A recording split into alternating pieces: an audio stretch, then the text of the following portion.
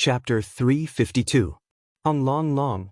Dust billowed into the air as the 40 Tang Dynasty cavalrymen charged forward. In just a few rounds, they had already torn apart the true martial realm highwaymen, leaving the ground littered with corpses. The charge of a cavalry did not advocate individual combat.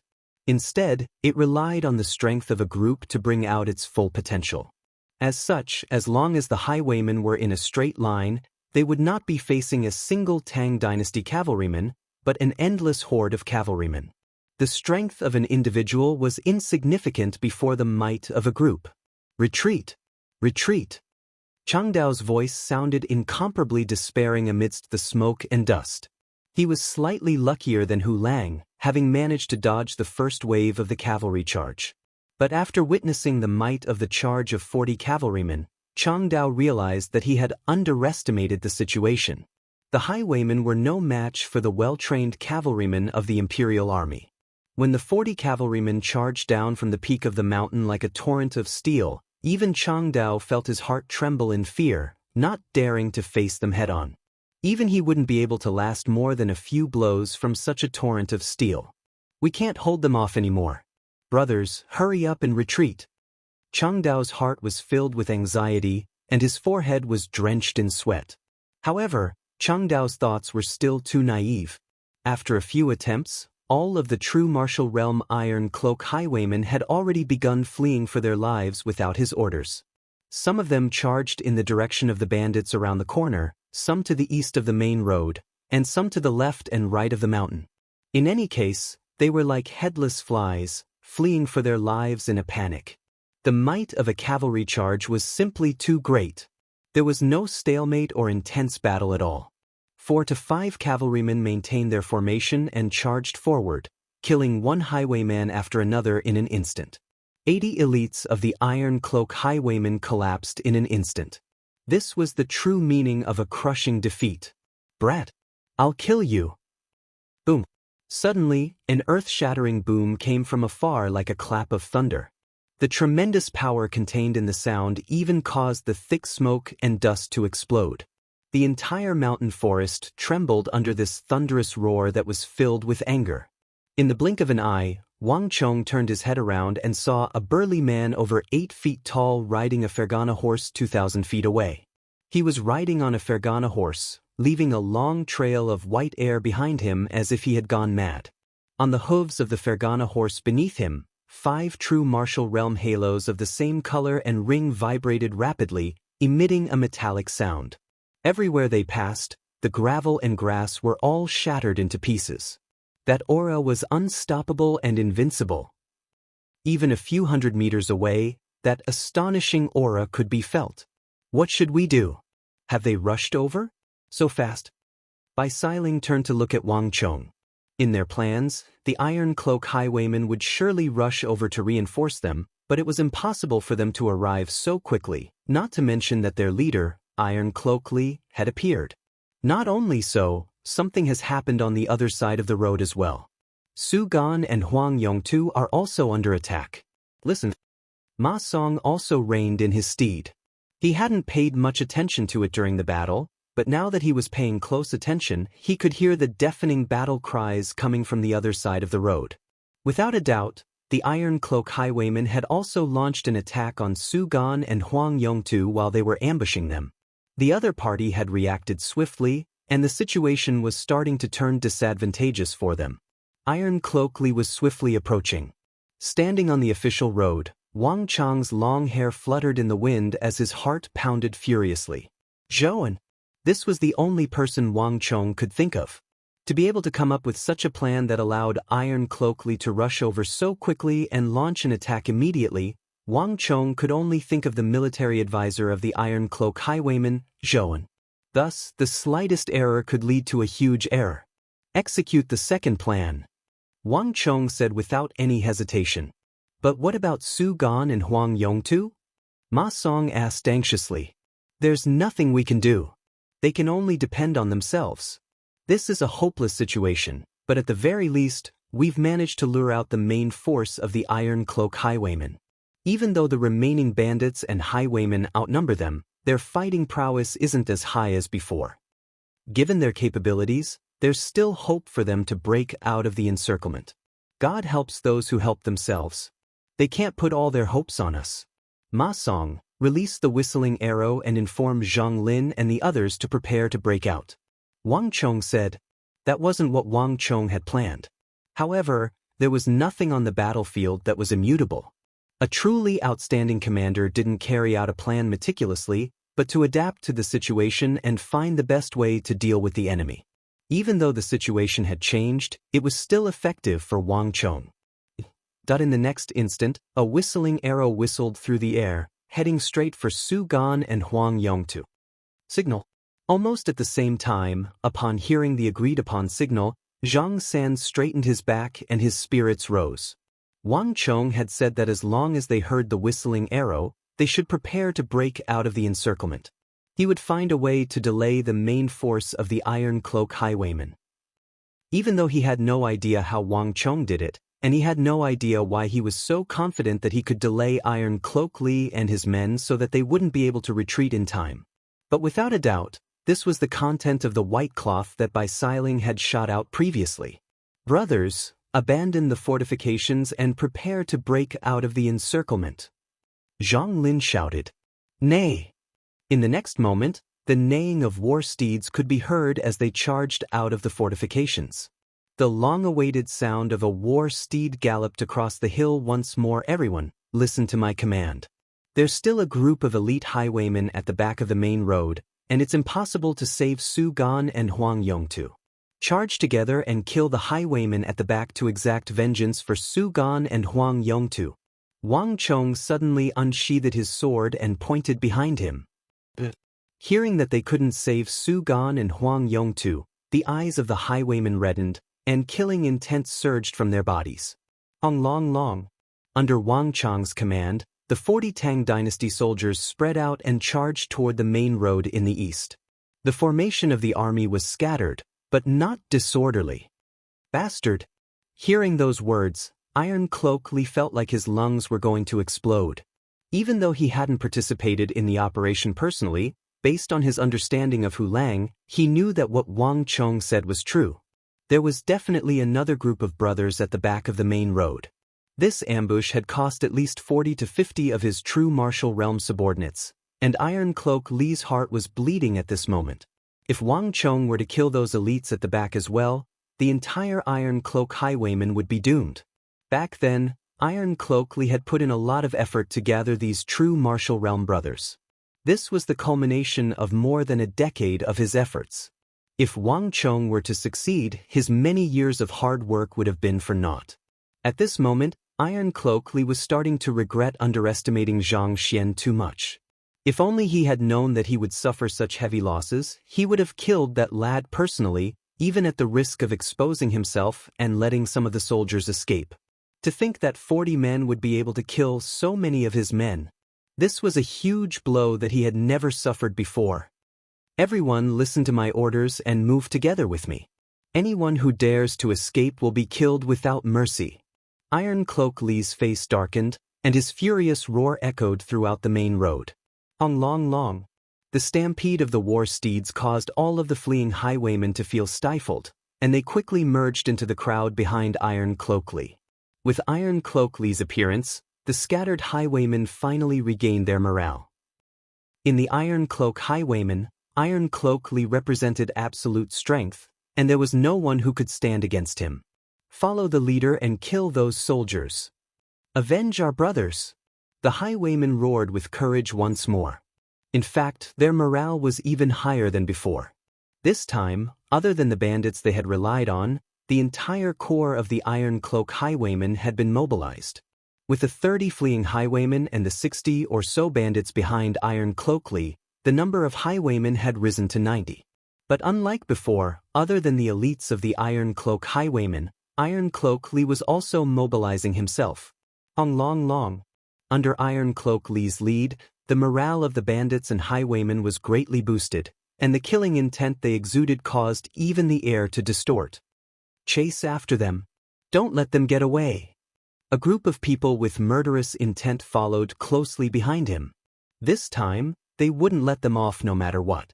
Unlike before, after several hundred zhang of galloping, the highwaymen had already pushed their speed to the limit. Their steeds were even faster than Wang Chong and the others.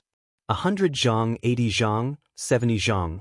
The distance was getting shorter and shorter. Tonglong. But just as they were about 50 zhang away, something happened. Iron Cloak Li suddenly felt the ground beneath his feet buckling, and the ground beneath him suddenly caved in. This is bad. Alarmed, Iron Cloak Li immediately realized that he had fallen into a trap. He tried to rein in his steed, but it was already too late. When a steed's speed reached its limit, how could it possibly stop at a whim? Tonglong. With a deafening explosion and the neighing of a steed, Iron Cloak Li and his steed fell from the sky amidst a cloud of dust. Beneath him, a huge pit had appeared out of nowhere, and it was filled with wooden stakes. Not good. There's a trap ahead. Hurry up and stop. That someone tried to rein in his steed and stop the bandits behind him, but it was already too late. Even Iron Cloak Li's Fergana steed was unable to stop under such circumstances, let alone the bandits behind him. Nay. Chapter 353. Now's the time. From afar, Wang Chong could hear the continuous sounds of bodies falling to the ground and the neighing of war steeds. He knew that his plan had succeeded. Dual arrow formation. Charge. As soon as he said those words, the 40 war steeds came to a halt, and a deathly silence descended upon the world. However, this extreme silence gave off an extremely uneasy and austere feeling. Tonglong. The earth rumbled. 42 warhorses' manes fluttered in the wind as they neighed at the same time. In the blink of an eye, they turned around and formed into 2 arrow formations at the speed of lightning, shooting towards the direction behind the pit. Long. With a deafening rumble, the 42 steeds formed into a dual arrow formation and charged right into the chaotic midst of the Iron Cloak highwaymen. No one could describe the impact of this collision. Countless highwaymen were sent flying, and some of their massive war steeds even collapsed. Be careful. The Imperial Army is here. Stop them. Shrill cries filled with extreme fear echoed across the entire path. Looking at the young figure at the very front of the group, fear and panic surfaced in the eyes of the highwaymen. That person. It was that young man from the Imperial Army again. At this point, close to 300 of his brothers had already died under the hands of the Tang dynasty's Imperial Army, and this included respected leaders like Hu Lang. Yet, despite the repeated battles, the casualties that he had suffered were negligible. At this moment, even the most ferocious, cruel, and fearless highwayman would feel a deep sense of fear upon seeing the cavalry led by that young man. Long. Blood splattered everywhere, and severed limbs flew in the air. Just like before, Wang Chang's cavalry easily pierced through the group of highwaymen from the front to the back. What was different from before was that this time, there were 2 dual arrow formations piercing through them simultaneously. The war steeds and highwaymen were sent flying one after another, and a bone-chilling screech echoed across the entire path. Once, twice, the 2 vanguard arrow cavalrymen pierced through the gathered horse bandits repeatedly at an astonishing speed. The same scene repeated itself, and the horse bandits who had just gathered their morale collapsed once more. Furthermore, it was in front of an opponent who outnumbered them by a lot. Cavalry charges never required the same number of troops as the opponent. As long as they repeatedly penetrated the opponent's formation, dealt a blow to the opponent's morale, and messed up the opponent's formation, all they had to do next was harvest. Wang Chong had spent his entire life on the battlefield and had been a grand marshal of the army. He had commanded countless cavalry troops, so he was very clear about the charging characteristics of cavalry. On the battlefield, if the cavalry was used well, it would be an army of death that could reap lives in large swathes. They were just a bunch of highwaymen. They didn't even know the art of war, let alone the art of commanding cavalrymen. Success!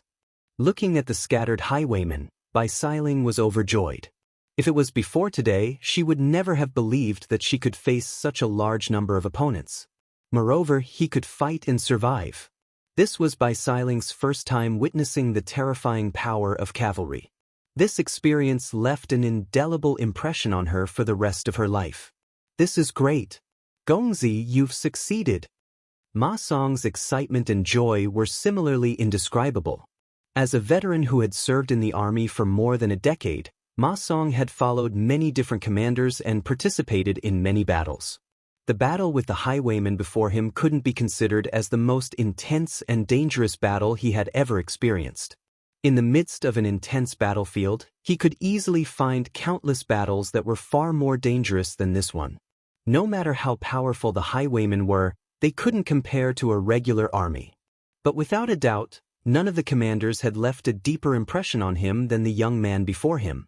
To use 40 cavalrymen to fight against a group of highwaymen 10 times their number while sustaining minimal casualties, none of the commanders Ma Song had ever met could compare to the young man before him. The young man before him was extremely familiar with the tactics of cavalry. The might of 40 cavalrymen had been brought to full play under his command. In fact, Ma Song felt that there was no commander in the entire Tang dynasty who could bring out the might of cavalry better than Wang Chong. Long. It was a crushing defeat. The cavalrymen led by Wang Chong didn't fight one-on-one. Instead, they gathered their superior strength and formed a formation to strike at the highwaymen repeatedly. Most of the time, the highwaymen weren't facing a single cavalryman but a group of cavalrymen. Such a tactic allowed them to defeat their opponents easily, and it also minimized the damage suffered by the cavalrymen to the minimum. Thus, even though the cavalrymen led by Wang Chong had suffered some casualties, they didn't suffer any casualties at all. In the eyes of others, such an outcome was simply like a miracle. It was unbelievable. But to Wang Chong, it couldn't be any more natural. Lad, do you think that you've won? Just as everyone was immersed in their joy, a fearsome voice that seemed to have come from the depths of hell suddenly echoed in everyone's ears. Everyone who heard this voice felt a bone-chilling coldness, as well as a strong sense of danger and unease. In that instant, even the air seemed to have frozen over. One. It was also at this moment, through the billowing dust, in the deep pit in front of them, everyone saw a tall and muscular silhouette, as strong as a giant elephant. The air that was mixed with dust twisted around him. Everyone who saw him could feel the thick and terrifying killing intent that was not concealed in the slightest. And what was even more unforgettable was the pair of cold, chilly eyes filled with killing intent in the dust. They didn't look like the eyes of a human, but more like the eyes of a demon. Not good. Wang Chong's heart skipped a beat. Almost instinctively, he felt a great sense of danger. Everyone, be careful. However, what was even faster than Wang Chong's voice was that demon-like silhouette. Neigh! The warhorse neighed. No one knew how that person moved. They only knew that when they saw him, he had already appeared beside a cavalryman of the Tang dynasty like an extremely dangerous beast. His steel-like shoulders contained boundless power as he ruthlessly slammed into the warhorse. The warhorse, which was as tall as a man and had a sturdy body and dense muscles, was almost instantly smashed into pieces by the explosive force. Along with the warhorse, the rider on the back of the warhorse was also smashed into pieces. Panglong. Blood and broken pieces of flesh burst forth in all directions like a fountain. Everyone was dumbfounded by this blow, including Wang Chong. This was the first time Wang Chong's subordinates had suffered a casualty since the start of the battle with the Iron Cloak highwayman. Not to mention, both the man and his steed were crushed to smithereens. Iron Cloak Li's attack was simply too powerful. It didn't seem like something a human could do at all. Little Li. A sorrowful howl echoed in the air as a cavalryman suddenly left the formation and charged toward Iron Cloak Li like a madman. You're courting death. The cold voice was cold and emotionless. There was no surprise at all. Panglong. In just a single strike, the Tang dynasty cavalryman and his steed were sent flying more than 10 zhang into the air. That terrifying strength gave people an unprecedented feeling of impact. Everyone was dumbfounded. This was the first time the leader of the Iron Cloak highwayman had made a move, and he had already displayed unparalleled strength. Be careful. Don't leave the formation. Charge forward. Wang Chong's anxious voice echoed across the sky. This was the first time he was witnessing Iron Cloak Li's strength, and it was even more fearsome than what Li Zongqi had described to him. Dida. The first to move was the formation that Bai Xiling and Ma Song were in. They were the closest to Iron Cloak Li, so they were the first to move. Kill! 21 cavalrymen of Great Tang formed an arrow formation, and like a massive steel dragon, they charged toward Iron Cloak Li, leaving a trail of dust in their wake. Iron Cloak Li sneered coldly as he looked at the incoming cavalrymen, showing no intention of dodging at all. In his chest, there was a ball of rage burning. His killing intent felt as if it would tear the heavens apart. His many years of painstaking effort had been destroyed by Wang Chong's group of 40.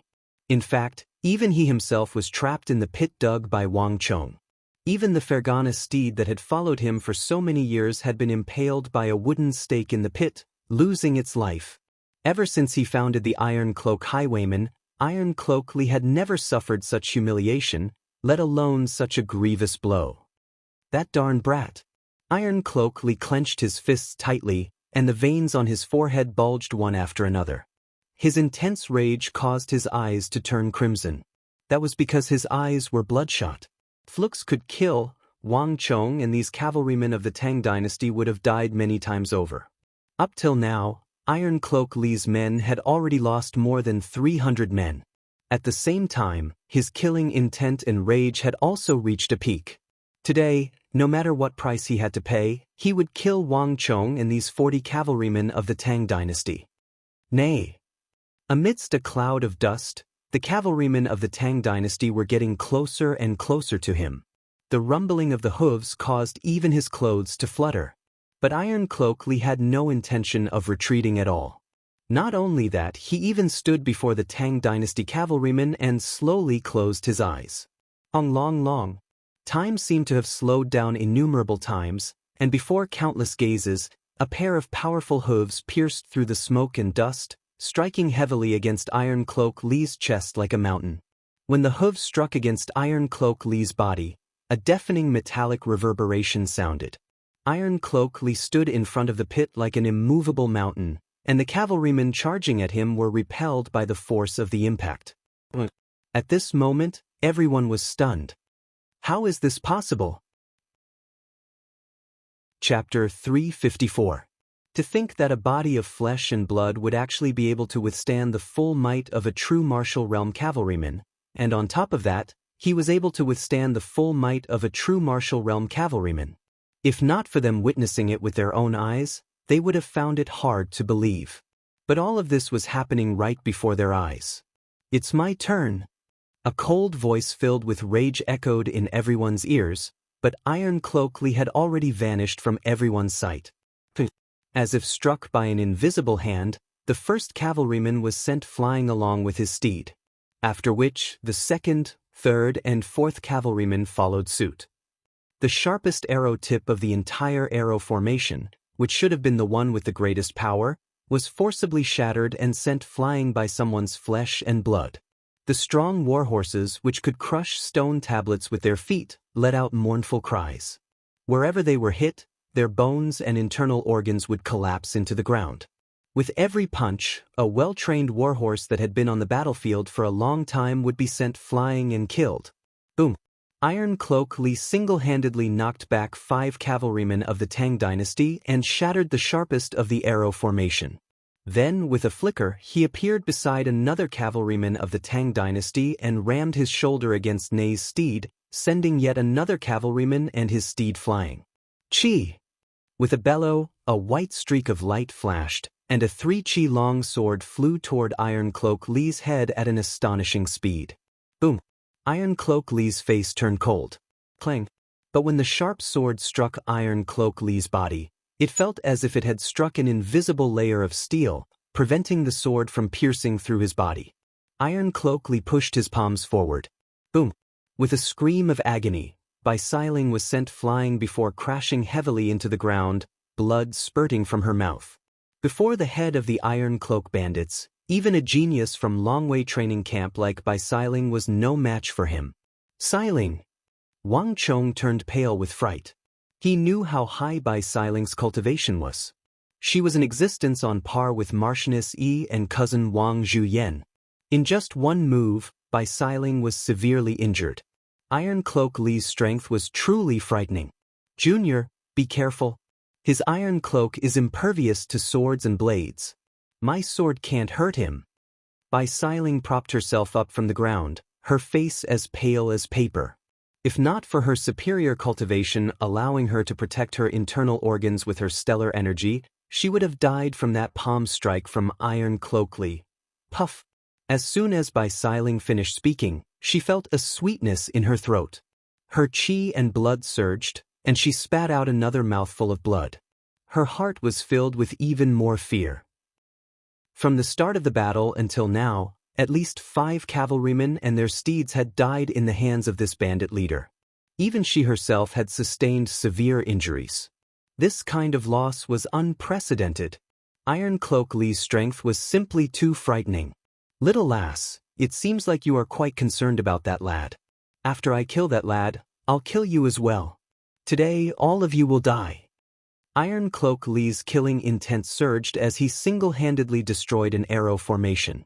Then, ignoring the others, he charged right for the second arrow formation that Wang Chong was in. Without any intention of dodging, Iron Cloak Li charged right for the sharpest and strongest point of the arrow formation. Panglong. At least 5 spears carrying the might of a mountain struck Iron Cloak Li's body simultaneously from 5 different directions. However, all of the spears were blocked by the black iron cloak around Iron Cloak Li's body. The spears that could pierce through metal and fling a man and his steed into the air were completely ineffective against Iron Cloak Li's armor. Rise! Iron Cloak Li stood as firm as a mountain, but the 5 cavalrymen of the Tang dynasty were flung away together with their steeds. Pung ping pung! Steeds were sent flying one after another. Many of them fell to the ground with their necks snapped, and some even had their innards ruptured. Nei's cries of agony lingered in the air. Lad die! A cold glint flashed across Iron Cloak Li's eyes as he stared at Wang Chong. As the instigator of all this, Iron Cloak Li placed all the blame on Wang Chong. If not for him, the cavalrymen wouldn't have been able to deal so much damage. If not for him, Hu Lang wouldn't have died, his beloved steed would still be alive, and his subordinates wouldn't have lost so many elites. How could Iron Cloak Li tolerate the destruction of his many years of hard work? He could spare any of the 40 cavalrymen of the Tang dynasty, but he had to get rid of this young man who had come from the training camps. So, with a flash of light, Iron Cloak Li raised his arm, and a black shadow shot out from his body. As if it had a life of its own, the black stellar energy cloak darted toward Wang Chong. Panglong. With a deafening explosion, a cloud of dust rose from where the black cloak landed, and all the rocks in the area were reduced to dust. On the other hand, Wang Chong had managed to dodge the attack by a hair's breadth. The white-hoofed shadow's divine beauty, mysticism, and sensitivity to danger had saved Wang Chong's life at the crucial moment. Nay! Iron Cloak Li turned around and saw a cavalryman of the Tang dynasty charging toward him fearlessly while he was attacking Wang Chong. Iron Cloak Li sneered coldly. Boom! With a thought, the black stellar energy cloak flew up and expanded before falling from the sky, enveloping the cavalryman of the Tang dynasty along with his steed. Ka-cha-cha! With a series of cracking sounds, the Tang cavalryman wrapped in the black chainmail began to rapidly shrink, blood gushing out like a river. In the blink of an eye, the cavalryman of the Tang dynasty had been crushed into a ball of flesh, and he fell from the black cloak. Nay! Seeing this scene, the warhorses were frightened. They reared up and retreated. Wang Chong felt a chill run down his spine. If he had been just a little bit slower, he would have been the one reduced to a ball of flesh. Brat, you won't be able to escape. Iron Cloak Li stood motionlessly on the spot, but his cold and murderous eyes were locked onto Wang Chong. Iron Cloak Li waved his hand, and the black stellar energy cloak descended from the sky to cover his body once more. There wasn't the slightest speck of blood on it. Chief is formidable.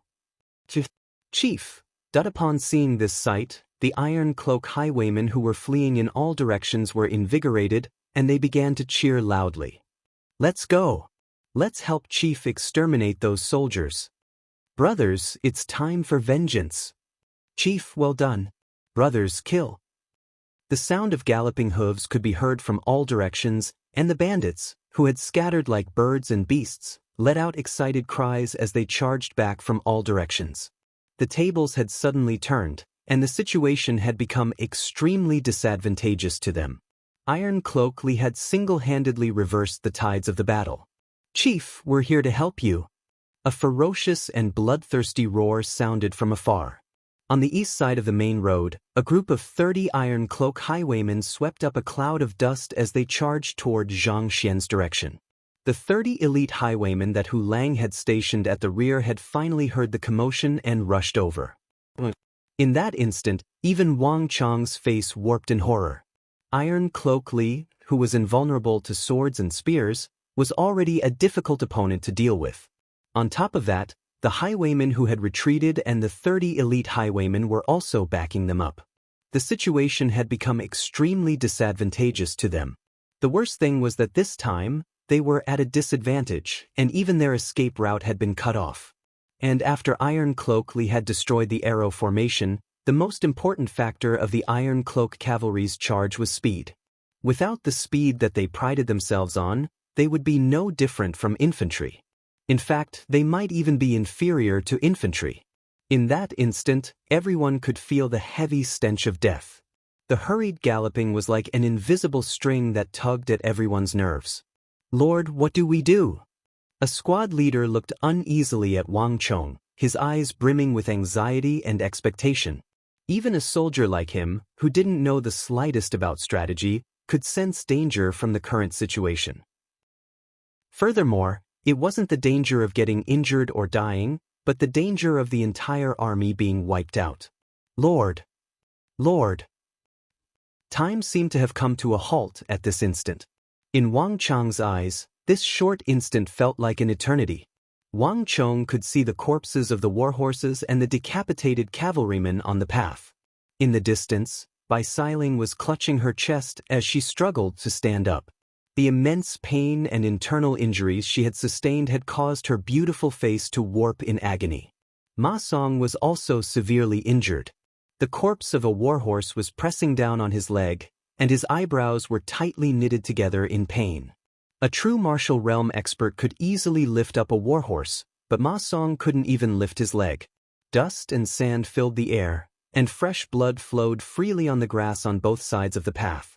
In the distance, the highwaymen were charging over savagely, brandishing their swords and sabers. Even further away, the group of elite mounted gangsters who were hiding in ambush were also rushing over. And at the very center of all these troops, Iron Cloak Lee was currently sending a steed flying with a single punch. Like an insurmountable wall, Iron Cloak Lee stood right in front of Wang Chong, as well as everyone else.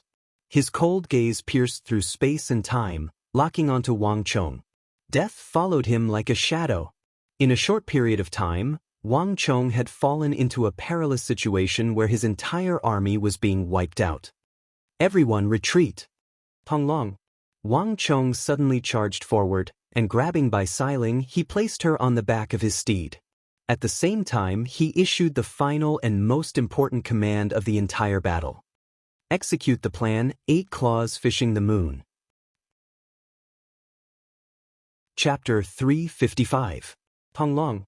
In an instant, all of the cavalrymen of the Tang dynasty who were charging toward Iron Cloak Lee suddenly scattered in all directions. Every single one of the cavalrymen of the Tang dynasty chose a different direction. Even Wang Chong was fleeing together with them. Putting aside the Iron Cloak highwaymen, even Iron Cloak Lee was taken aback by this sudden turn of events. "They are escaping. Don't let them get away. Stop them. Our leader is formidable." The highwaymen seemed to have been injected with a shot of adrenaline as they roared in excitement. Too powerful, too powerful. As expected of their leader, those formidable soldiers had killed countless of their brothers, and even Hu Lang was dead. Countless of their elite brothers had perished in battle as well. Yet, their leader had single-handedly defeated all of them. He was no different from a god. "Brothers, hurry up and charge. Let's help our leader kill them." The bloodthirst and killing intent in the hearts of the highwaymen was ignited. As highwaymen and bandits, even though they were in a disadvantageous position, they were unable to muster up the will to fight. But once they gained the upper hand, they would be able to bring out 120% of their fighting prowess. Kill! Their deafening roars caused the entire forest to tremble, and the highwaymen ran even faster. It seems like these fellows are still useful. Iron Cloak Lee looked at the highwaymen and bandits charging in from all directions and heard the deafening roars, and his tightly knitted brows finally relaxed a little. Turning around to look at the fleeing cavalrymen, Iron Cloak Lee sneered coldly in his heart. Those fellows were way too naive to think that they could escape at this moment. Even though Hu Lang had misjudged the other party and fell for their trap, he had made the wrong move. The 30 elites had completely cut off the path of retreat of Wang Chong and the others. At this moment, the soldiers of the Tang dynasty were like turtles in a cage, and it was impossible for them to escape. Buzz! Just as Iron Cloak Lee was about to give chase, an abrupt turn of events occurred. Before everyone's astonished gazes, the cavalrymen who had already fled a dozen zhang away suddenly turned around simultaneously and charged toward Iron Cloak Lee. Boom! In an instant, the 30 warhorses' speed soared to the limit. 30 steeds and 30 cavalrymen charged at Iron Cloak Lee with all their might. Not only that, in the process of charging, the 30 warhorses began to change rapidly, and the originally disorderly troops began to show distinct echelons. Upon closer inspection, 1, 2, 3, 4, 5, 6, 7, 8, a total of 8 echelons. Although the number of people in each echelon varied, it was still obvious that there were 8 echelons. Wang Chong himself also joined the echelon to make up for the loss of members in the echelon. What's going on? What are they doing? All of the highwaymen were stunned. The highwaymen thought that Wang Chong and the others had been intimidated by their leader and were preparing to escape. As such, their main objective was to surround them and stop them from escaping. But who could have thought that they would suddenly turn around and charge right back at them? What are you all waiting for? Hurry up, they want to make a move on our leader. Stop them and kill them all. A loud bellow suddenly broke the silence. Saber roared furiously as he whipped the butt of his steed and galloped forward. Of all of them, he was the only one who could sense the danger their leader was in. Without a doubt, these people were intending to make use of their advantage in numbers to deal with their leader. Even though 10 true martial realm brothers wouldn't be a match for their leader on the mountain, there were far more than just 10 true martial realm cavalrymen here. Long, seated on the back of his steed, Wang Chong stared fixedly at Iron Cloak Lee, the head of the Iron Cloak bandits, standing before the pit. To shoot a man, one must first shoot the horse. To capture the bandits, one must first capture the leader. Wang Chong was well aware that the situation before him was one of certain death. Regardless of whether it was Su Gan, Huang Yongtu, or him and Bai Siling, they were all surrounded. Iron Cloak Lee had single-handedly turned the tides of the battle around. There was only one way to break out of this predicament and turn defeat into victory. Kill Iron Cloak Lee. Iron Cloak Lee was the crux to everything. As long as they could kill him, the morale of the highwaymen would crumble. All of the strength that they had attached themselves to Iron Cloak Lee would dissipate. The highwaymen were adept at taking advantage of others' misfortune and beating them down. If they were in an advantageous position, their fighting prowess might even surpass that of the official army. But if they were to fall into a disadvantageous position, their morale would crumble and they would scatter. It was impossible for the highwaymen to defend their honor and fight to the last man. Siling, are you ready? Wang Chong asked. And I understand. Seated in front of Wang Chong, Bai Siling gritted her teeth as a sliver of determination flashed across her eyes. Even though Wang Chong didn't say it out loud, Bai Siling knew that they only had a single chance, and they didn't have much time left. This was the last chance to cut off all means of retreat. If they couldn't kill Iron Cloak Lee and the highwaymen were to surround them, only death would await them. The steeds neighed as the cavalrymen charged toward Iron Cloak Lee with an unwavering momentum.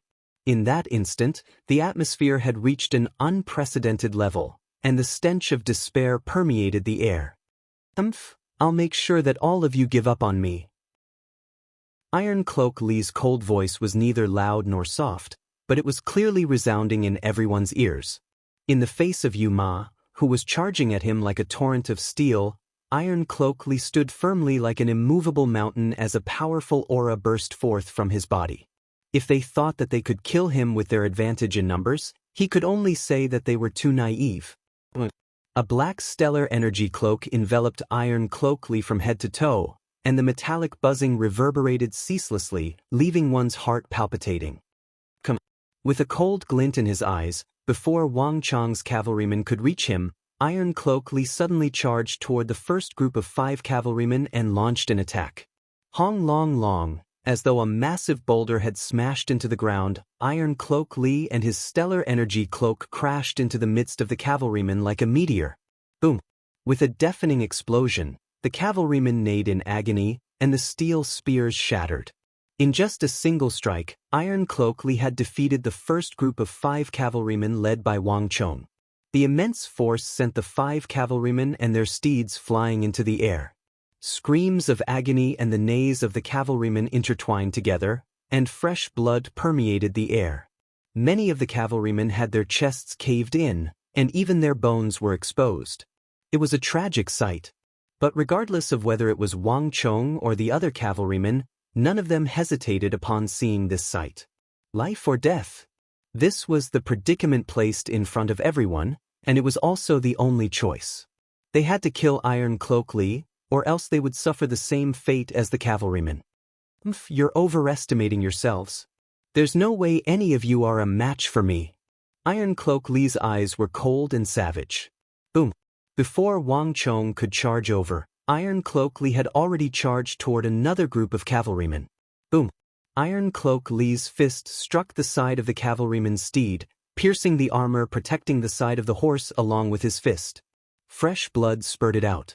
After the boundless astral energy entered through the ribs, it shot out from the back of the rider on horseback. Amidst the screams of agony, fresh blood spurted from the gaping hole in the cavalryman's back, splattering all over Iron Cloak Li's face. But that only served to further intensify the rage in his heart. This wasn't the first time he had killed an official of the royal court, but it was the most exciting and stimulating one he had ever done so far. The feeling of being in control of the entire situation was what one sought after the most. In fact, Iron Cloak Li could feel that his Iron Cloak art was on the verge of achieving a breakthrough under the stimulation of his emotions. I'll kill every single one of you. That cold, sinister, and tyrannical voice came from Iron Cloak Li's throat. Boom boom boom. Iron Cloak Li used his shoulder, elbow, and fist simultaneously to send another 4 cavalrymen and their steeds flying. Let me kill every single one of you. Iron Cloak Li's figure blurred as he charged toward another group of cavalrymen. His movement technique was extremely nimble, and he didn't stay on the spot at all. This made it impossible for Wang Chong to gather the strength of 30 cavalrymen to attack him at the same time. Iron Cloak Li was confident in his strength, but he wasn't a fool. With his overwhelming strength and the Iron Cloak technique, as long as he didn't stay in the same spot, he could easily defeat Wang Chong one by one and kill them all. Long long. Just as Iron Cloak Li was charging toward another group of cavalrymen, a sudden change occurred. Just several zhang away from Iron Cloak Li, the group of cavalrymen suddenly made a sharp turn and charged in another direction. Even Iron Cloak Li was taken aback by this unexpected turn of events. But an even more abrupt change occurred later on. In the instant that this group of cavalrymen disappeared, another group of cavalrymen suddenly appeared in Iron Cloak Li's sight. In just an instant, a spear formation of 5 cavalrymen struck Iron Cloak Li with all their might. Pung peng peng peng. At the same time, 5 spears from the second row struck Iron Cloak Li from another direction. Even though Iron Cloak Li's position was constantly changing, the 10 spears and the 10 cavalrymen seemed to have been rehearsed countless times in advance, striking Iron Cloak Li accurately from all directions. Chapter 356. Boom! Amidst a furious gale and stellar energy, the 10 spears struck Iron Cloak Li simultaneously. Even with the protection of the black stellar energy Iron Cloak Li was still jolted by the impact, and his face reddened to the point where fresh blood seemed to be seeping out from it. From the start of the battle, this was the first time Iron Cloak Li had shown any signs of strain. This is a good chance. Wang Chang's eyes lit up. Riding on the back of the white-hoofed shadow, Wang Chong and Bai Siling charged toward Iron Cloak. Hiss! With a roar, a white streak of light shot forward. Bai Siling had become one with her sword, and the halo of thorns around her vibrated intensely as she slashed down toward Iron Cloak Li's head. Boom boom boom. Amidst the intense tremors, time seemed to have come to a standstill. Iron Cloak Li's body swelled up, and veins bulged all over his 8-chi-tall body, revealing a look of pain on his face. Outside his body, however, the black chainmail, which had expanded to around 9 feet in size, continued to protect him like a fortress. Be it the full might of the 10 steeds, Wang Chang's charge, or Bai Siling's full-strength strike, none of them were able to do a thing to the black Iron Cloak Li. It's useless. You won't be able to pierce through my iron cloak. Ah! Iron Cloak Li's hoarse voice soon turned into a scream of agony. The sword case shattered, and with a cold gleam, a 3-chi-long sword inscribed with innumerable intricate patterns pierced through Iron Cloak Li's Iron Cloak Li and stabbed into Wang Chang's back. What kind of sword is this? No sword can pierce through my Iron Cloak Li's Iron Cloak Li. Iron Cloak Li's screams of agony reverberated in the air as the black Iron Cloak Li forcefully clamped down on Wang Chang's sword. Panglong! A black torrent of stellar energy abruptly burst forth from Iron Cloak Li's body, accompanied by a martial halo that seemed to be made of metal and metal. Boom! Boom! Boom! With a series of loud explosions, Wang Chong, Bai Siling, and the 10 Tang Dynasty cavalrymen were all blown away by the blast. Bang! Wang Chong was sent tumbling several times by the violent shockwave. He slammed his palm on the ground and used a few techniques to deflect the force of the shockwave before stabbing his sword into the ground. Only then did he manage to stabilize himself. But even so, he still felt a sweet taste in his throat, and the blood in his body surged. This guy is too powerful. Wang Chang's heart thumped rapidly. 10 cavalrymen of the Tang Dynasty, along with him and Bai Siling, were actually unable to do anything to Iron Cloak Li. This kind of strength was enough to make people despair. Brat, what kind of sword is that in your hand? A bone-chilling voice filled with boundless killing intent suddenly sounded in Wang Chang's ears. Raising his head, he saw Iron Cloak Li's towering figure standing on the ground, glaring at him like a venomous snake. The reason why Iron Cloak Li dared to challenge the 40 Tang Dynasty cavalrymen, including Wang Chong, was because of his powerful Iron Cloak art. This cultivation technique created a stellar energy cloak that was impervious to swords and spears, as tough as metal. No matter how fanciful a martial art was, if it couldn't break through the Iron Cloak Li's stellar energy cloak, it would be nothing more than an embroidered pillow. Furthermore, the defensive prowess of the Iron Cloak Li far exceeded that of a true martial realm expert. Relying on this Iron Cloak Li's offensive and defensive prowess, he had already killed more than 10 Tang Dynasty cavalrymen by Wang Chang's side, and all of them were killed along with their steeds. But just a moment ago, Iron Cloak Li's greatest trump card had been pierced through by a sword, and the sword had even pierced through his back. This was the first time such a situation had happened. Not even the treasured swords and sabers of the sword-smithing clans of the capital had been able to harm his stellar energy iron cloak. Even those top-class swords and sabers could only pierce through his stellar energy iron cloak, not pierce through it and stab deep into his back like Wang Chang's sword had. The effectiveness of the Iron Cloak Li had been weakened by at least 60%.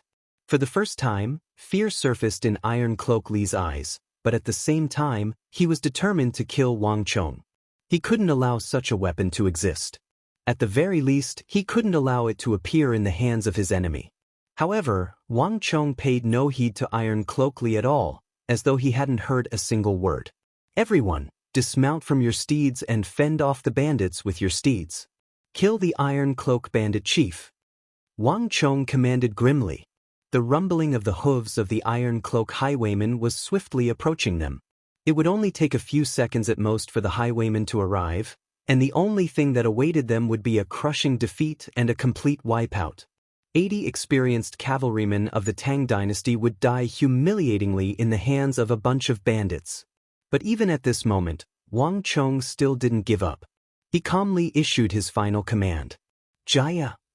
The training of the Tang Dynasty army was on full display at this moment.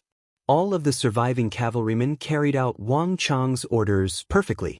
The 20 or so cavalrymen leaped down from their steeds and patted their steeds viciously, sending them galloping in all directions to obstruct the bandits who were charging in from all directions. Every batch of war horses of the Great Tang had undergone strict training, systematic selection, and then a long period of nurturing before being bred again. To a cavalryman, every single steed wasn't just a simple mount. They were companions, friends, and a part of their bodies. Unless one was facing death or retirement, no one would abandon their steed. Without their steeds, cavalrymen could no longer be called cavalrymen. Instead, they were infantrymen and warriors. However, there was another more important duty of a soldier, and that was to follow orders. Regardless of whether it was their steed or themselves, they were willing to give up anything for the sake of their goal. Dying in battle was the fate of a soldier, as well as their honor. Every single cavalryman who stepped onto the battlefield was prepared to face death at any moment. The situation in front of them no longer gave them the space to turn around and launch a second charge. Driving the steeds out to block the bandits was their only chance. But even so, it wasn't enough to stop them for too long. If they couldn't end the battle swiftly and kill Iron Cloak Li, everyone here would have to die. Wang Chang's actions might seem risky, but it was the best decision he could make at this moment. As soon as the 20 cavalrymen landed on the ground, they charged toward Iron Cloak Li. Seeing that Wang Chong was ignoring him, Iron Cloak Li couldn't help but fly into a rage. "You want to die? Fine, I'll grant you your wish." Iron Cloak Li's face darkened, and a savage glint flickered in his eyes. As a bandit who made a living through robbery, which one of them didn't make a name for themselves through slaughter? In fact, Iron Cloak Li even dared to kill soldiers. A halo extended from beneath Iron Cloak Li's feet, followed by a second, a third, a fourth. A total of 5 identical true martial realm halos extended from beneath Iron Cloak Li's feet, illuminating the surroundings, making Iron Cloak Li look like a god of war. True martial realm 5 Dan. The 5 identical concentric halos of thorns were a clear indication of Iron Cloak Li's true cultivation. Upon reaching the true martial realm, one would be able to form a halo that harnessed the laws of the world and possessed unique effects. As the strength of the halo increased, it would split into a halo of the same attribute every time it advanced to a higher level. Such a halo could reach a maximum of 9 tiers. The more halos there were, the greater the strength and speed one possessed, and the more powerful the laws of the world would be. Iron Cloak Li's 5 halos had already surpassed most of the Tang Dynasty cavalrymen, and it was more than enough to crush them. Roaring furiously, the 20-odd cavalrymen charged toward Iron Cloak Li. But they weren't the ones to make the first move. Boom! With a flash of light, the stellar energy Iron Cloak descended from the sky and enveloped one of the Tang Dynasty cavalrymen. Ka-cha-cha! A series of jarring sounds echoed, and blood spurted out from beneath the iron cloak. At the same time, the Tang Dynasty cavalryman was reduced to a pile of mangled flesh. "All of you, all of you, all of you, all of you." A savage gleam flashed across Iron Cloak Li's eyes as he waved his right hand to summon back his stellar energy Iron Cloak. Then, his figure flashed as he charged toward the crowd. Boom!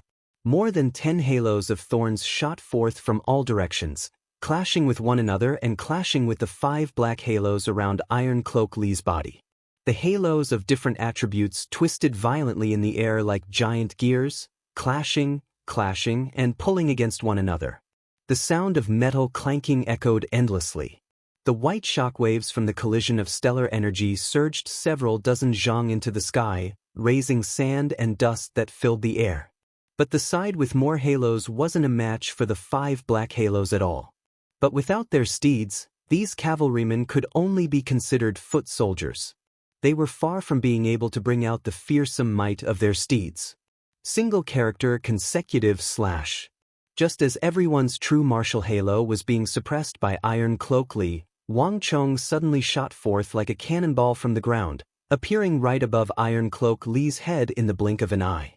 Even though Wang Chong's cultivation realm was beneath that of the others, his strength, movement technique, agility, and speed were far above that of the others. Upon seeing Wang Chong, Iron Cloak Li narrowed his eyes, and a hint of nervousness surfaced in his eyes.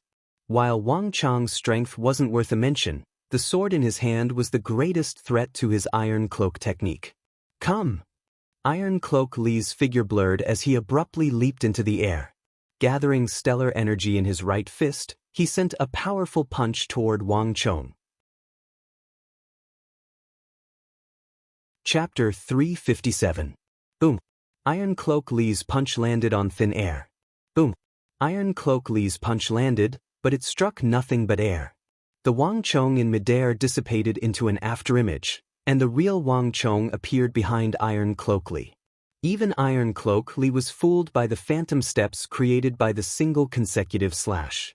Iron Cloak Li's face tensed up, and the black stellar energy iron cloak he was wearing swiftly morphed, forming layers upon layers of iron cloak. Clang! To think that Wang Chong's sure-kill attack would be blocked. Harumphing coldly, Iron Cloak Li sent a punch behind him. Lad, you're thinking too simply. Do you think that my Iron Cloak technique can only allow me to take a beating? Even if you have such a powerful weapon, you won't be able to break my Iron Cloak technique. Is that so? Give it a try then. A young, bone-chilling voice sounded by Iron Cloak Li's ear. This was the first time Wang Chong had responded to Iron Cloak Li. Everyone, work together with me. At the same time, Wang Chong also executed his strongest attack. 8 steps of the furious flood dragon. The roars of innumerable dragons echoed in the air, and the silhouettes of flood dragons appeared in everyone's ears. At the same time, the sound of metal clanging echoed in the air, and the halos of true martial realms surged toward Iron Cloak Li from all directions. At this moment, a sliver of danger finally surfaced in Iron Cloak Li's eyes. His Iron Cloak technique was extremely flexible, and he was able to strengthen the defense of a certain part of his body through overlapping one another. As such, he was able to block even Wang Chong's Wuzi steel sword. But at the same time, when the defense of a troop was strengthened, the defense of the other parts of the troop would be weakened. If he were to deal with Wang Chong alone, he would still be able to deal with him. But if he were to face the other Tang Dynasty cavalrymen, his stellar energy iron cloak technique would be severely lacking. Nay! All of a sudden, the neighing of a horse sounded from outside. Leader, let me help you. Before his voice faded away, a muscular man with bare arms and strong muscles leaped into the air, leaping over. At this moment, Chang Dao, one of Iron Cloak Li's subordinates, finally arrived. Leader, let me help you. Leader, let me help you. Brothers, kill these soldiers and avenge our fallen brothers. A series of neighing sounds could be heard as one highwayman after another was slaughtered. Charging through the outer perimeters, the highwaymen charged in with killing intent. Ha! Good. Just in time. Hearing the voice, Iron Cloak Li's spirit was invigorated. Wang Chong's Wuzi steel sword had forced him into a corner, and he had no choice but to seek help from others. The appearance of the horse gang was just in time. Brat, let's see how long you can last. Just accept your fate obediently. A powerful burst of stellar energy burst forth from Iron Cloak Li's body, and he actually managed to withstand Wang Chong's 8 steps of the furious flood dragon. The neighing of the highwaymen grew louder and louder, and the faces of the cavalrymen warped in horror. Wang Chong and Bai Siling's faces paled, and their hearts sank to the bottom of an abyss.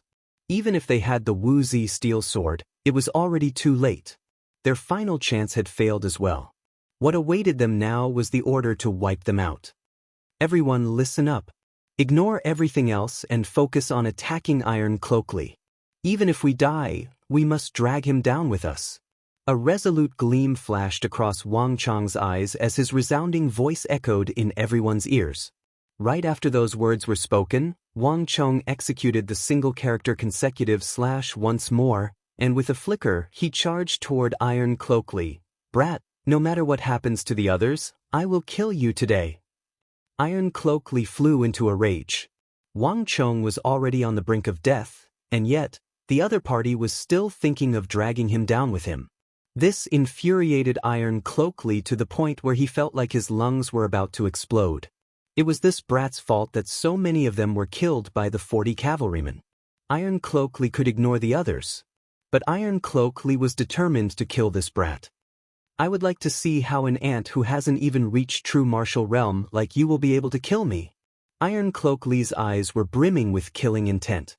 His body swayed, and like a hawk he soared into the sky. There was a flash of light, and a black silhouette flew out from his body to envelop Wang Chong. Stellar Energy Iron Cloak. At the very last moment, Iron Cloak Lee finally brought out his strongest Stellar Energy Iron Cloak. He wanted to shroud Wang Chong in his Stellar Energy Iron Cloak just like the other cavalrymen, crushing the latter's bones and turning him into a bloody mess. Only then would he be able to vent the hatred in his heart and the rage he felt from losing so many of his elite subordinates. He wouldn't let anyone else do the dirty work of this brat. He would kill him personally. Movement in the air wasn't as convenient as on the ground, and without the help of the white-hoofed shadow, Wang Chong wasn't going to be as lucky as before. With a flash of light, the Stellar Energy Iron Cloak fell from the sky and enveloped both Wang Chong and his sword. Even if Wang Chong's sword could pierce through the Stellar Energy Iron Cloak, there was no doubt that he would die this time. With the Stellar Energy Iron Cloak restraining Wang Chong, it was also restraining his sword. This time, nothing could threaten him. Siling, now is the time. Strike. Just as Iron Cloak Lee was about to crush Wang Chong into a ball of flesh, Wang Chong's shrill voice suddenly sounded from beneath the Stellar Energy Iron Cloak. What is that? Iron Cloak Lee's heart jolted in alarm. No matter how slow he was, he could tell that something was amiss. For a young soldier to be ordered to do something even though he was on the verge of death, it couldn't be anything good. He couldn't help but feel as if he had been schemed against.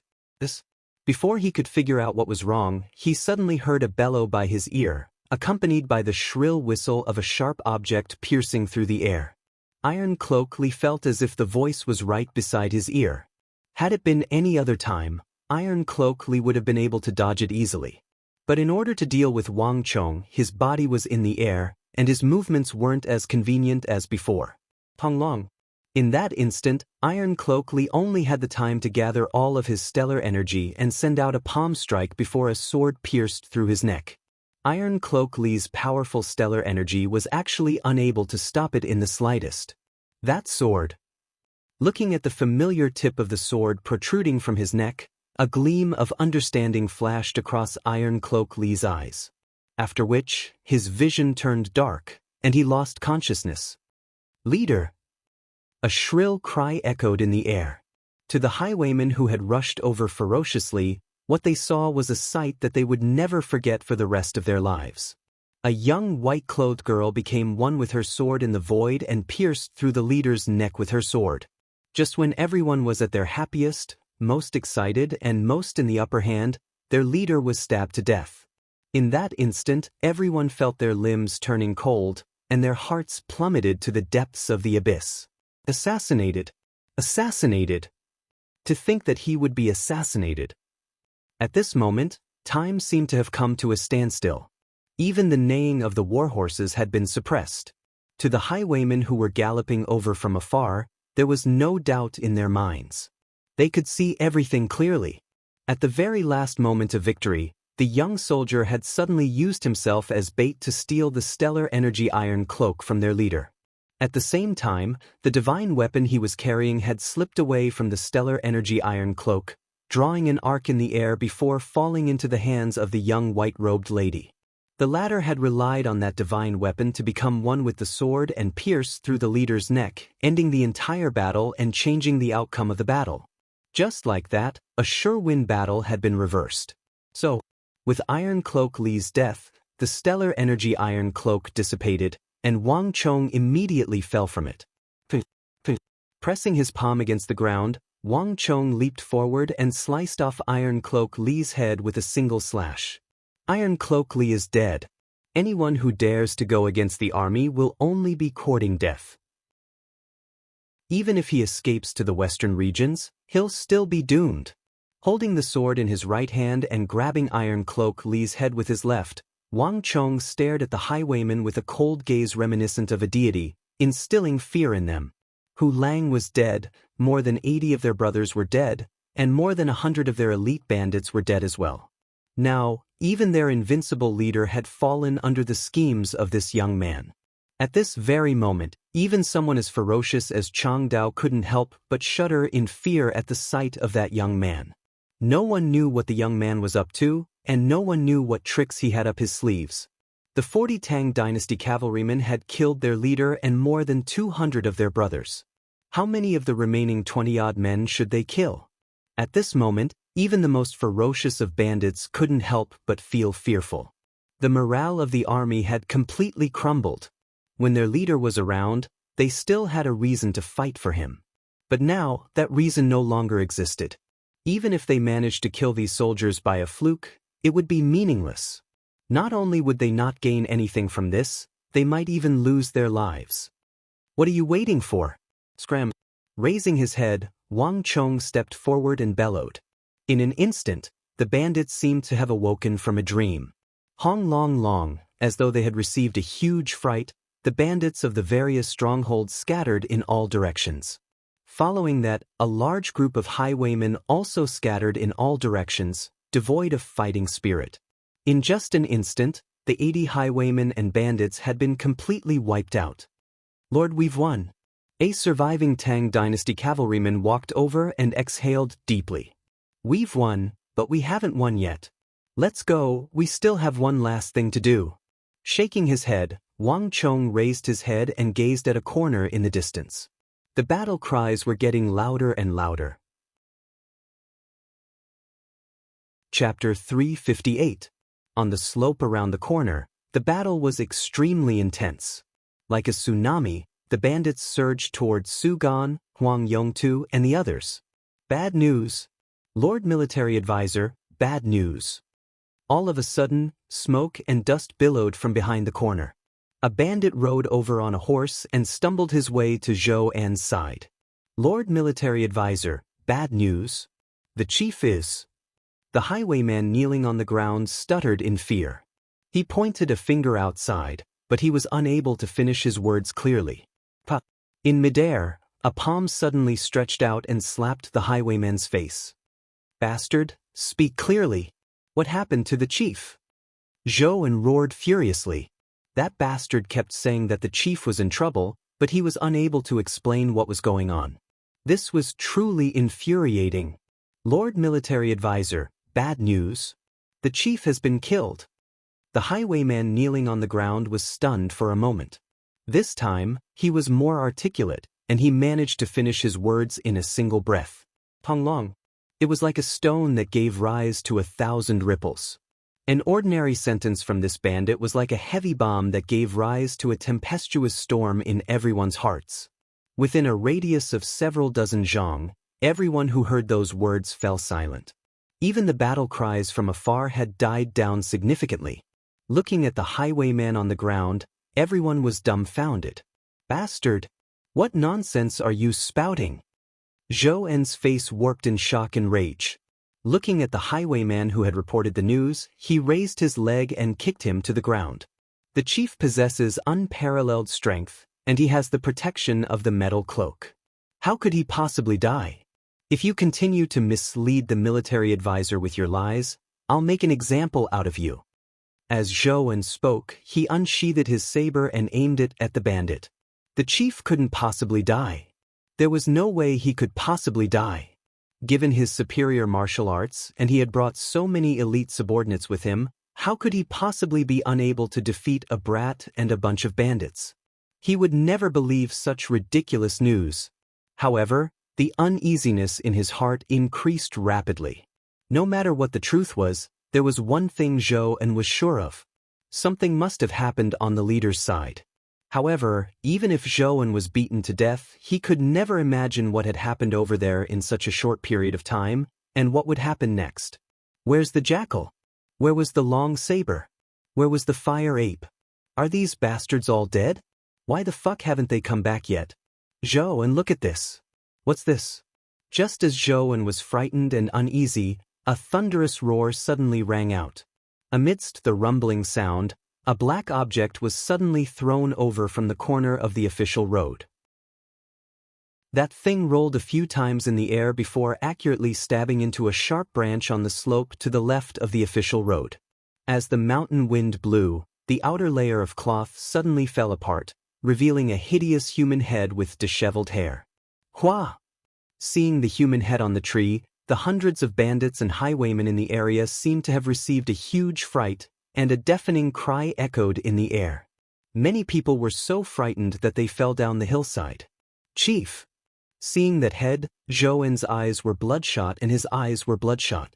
That human head was none other than the head of the Iron Cloak highwayman, Iron Cloak Li. His eyes were wide open in fury, as if he didn't believe that he would die even at the very last moment. Zhou-En couldn't believe that the person who had the protection of the Iron Cloak Li and a dozen true martial realm experts would die just like that. In that instant, Zhou-En felt as if he had been struck by lightning, and the world around him seemed to have collapsed. Everyone listen up. That isn't the chief, it's just a fake head. Everyone listen up. Attack the soldiers on the slope with all your might and kill them as a blood sacrifice. If anyone dares to hold back, I'll kill him as a sacrifice. Zhou-En's face darkened, and he suddenly bellowed viciously. Raising a finger, he pointed at the soldiers on the slope. Zhou-En, that's not up to you. A voice echoed in Zhang Xian's ears. Hong Long, a group of Great Tang cavalrymen suddenly charged into the midst of the bandits and highwaymen in an arrow formation at the speed of lightning. Boom! In an instant, the crowd fell into chaos. After all of the top-notch highwaymen and bandits had been taken away, the remaining bandits and highwaymen had yet to reach true martial realm. After witnessing the might of the charge of Wang Chong and the Tang Dynasty cavalrymen, there were still some who weren't fearful. This was especially so when the severed head of Iron Cloak Li was still hanging from the tree. Get out of the way. Be careful. They're here again. They really killed our chief. We need to leave. The crowd was in a state of panic. Some of them even tried to flee in panic, creating a chaotic scene. Bastard! Who dares to run? Stop right there. Zhou-En flew into a rage. He whipped out his saber and prepared to deal with the highwayman. But before he could make a move, a bone-chilling voice suddenly sounded in his ears. Single character consecutive slash. Wang Chong slapped the back of his steed, and his figure shot into the sky like a cannonball. After a few somersaults in the air, he pierced through the air with his sword and pierced through Zhou-En's neck. Wang Chong had long realized that Zhou-En was just a simple strategist, and his cultivation in martial arts wasn't too high. So fast. All Zhou-En saw was a flash of sword light before he was pierced through by Wang Chong. At the very last moment before he was pierced, Zhou-En saw an incomparably sharp sword with innumerable saw-teeth on its edge. It was a 3-chi long sword with intricate demonic patterns on its surface. Wuzi steel sword. In that instant, Zhou-En recognized the inconceivably sharp sword in Wang Chong's hand. Unlike Iron Cloak Li, Zhou-En knew what the sword looked like. In the time it takes for a spark to fly off a flint, countless thoughts flashed through his mind. Suddenly, Zhou-En understood what had happened. To think that? As the final thought flashed across his mind, Zhou-En's vision turned dark, and he lost consciousness. Zhou-En is here. If you dare to resist, you'll be executed along with this wretch. With a single slash, Wang Chong severed Zhou-En's head before standing on top of the boulder and raising it high up. Tonglong. Iron Cloak Li was dead. Zhou-En was dead. With the death of their two leaders, the bandits were like dragons without a leader, causing all the bandits to instantly lose their will to fight and flee for their lives with a bang. Brothers, the time for vengeance has come. On the slope, the surviving soldiers rejoiced. The two groups of cavalrymen quickly gathered together and chased after the fleeing highwaymen and bandits. The several hundred bandits and highwaymen were forced to flee even faster under the pursuit of the dozens of cavalrymen and highwaymen. In just a short period of time, dozens of bandits and highwaymen were slain, lying in a pool of their own blood. Seeing how the surrounding bandits and highwaymen were being routed, Wang Chong heaved a long sigh of relief. With so many bandits and highwaymen here, it would be hard to say who would emerge victorious if they were to clash head-on.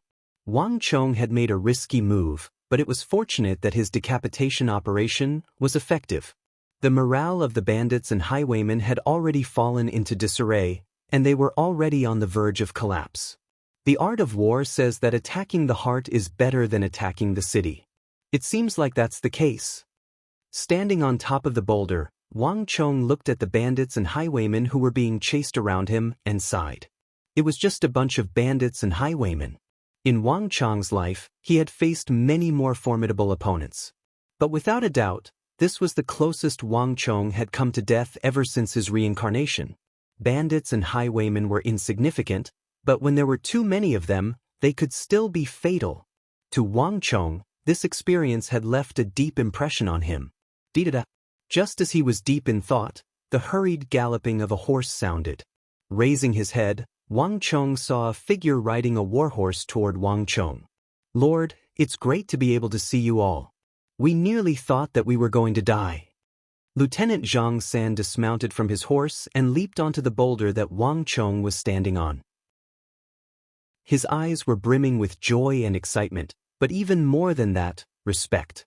This time, their lives were saved by Wang Chong. If not for Wang Chong and the others, they would have died a long time ago.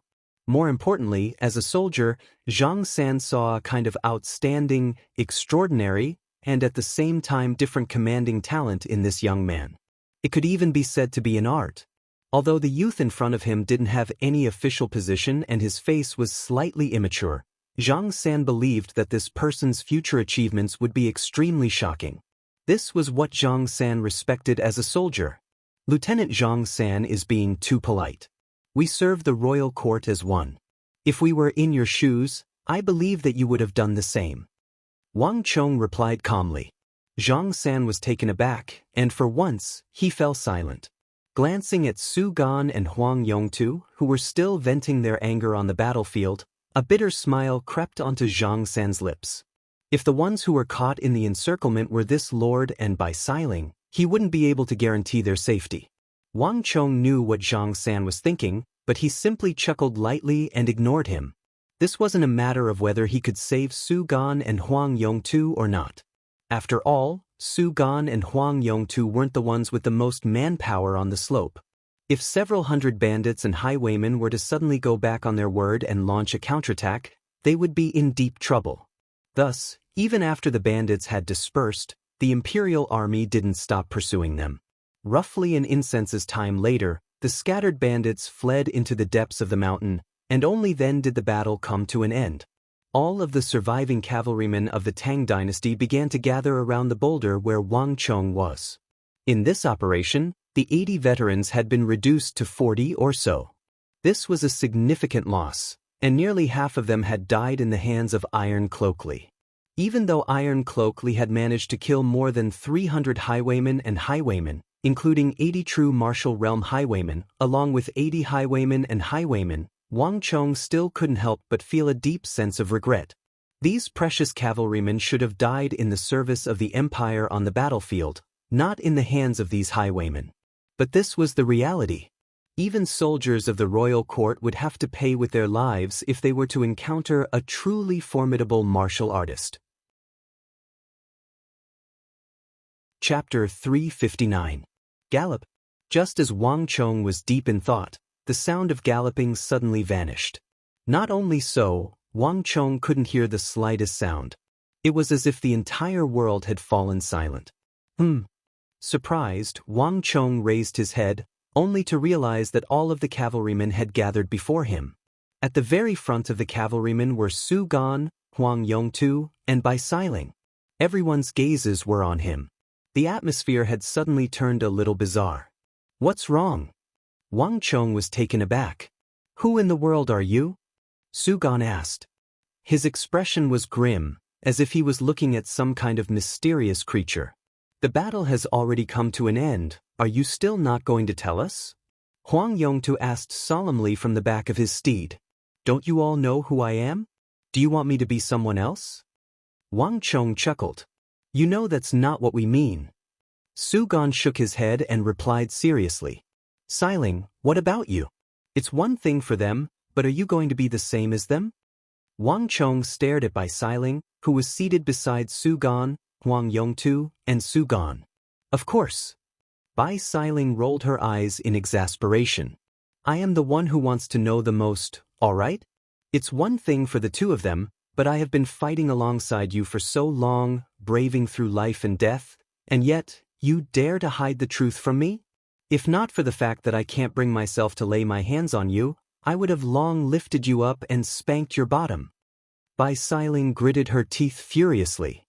That darned brat had been wary of her all along the way. Even when he went up the mountain with her to deal with the bandits, he didn't do much at all. She wasn't a fool, so how could she not have sensed it?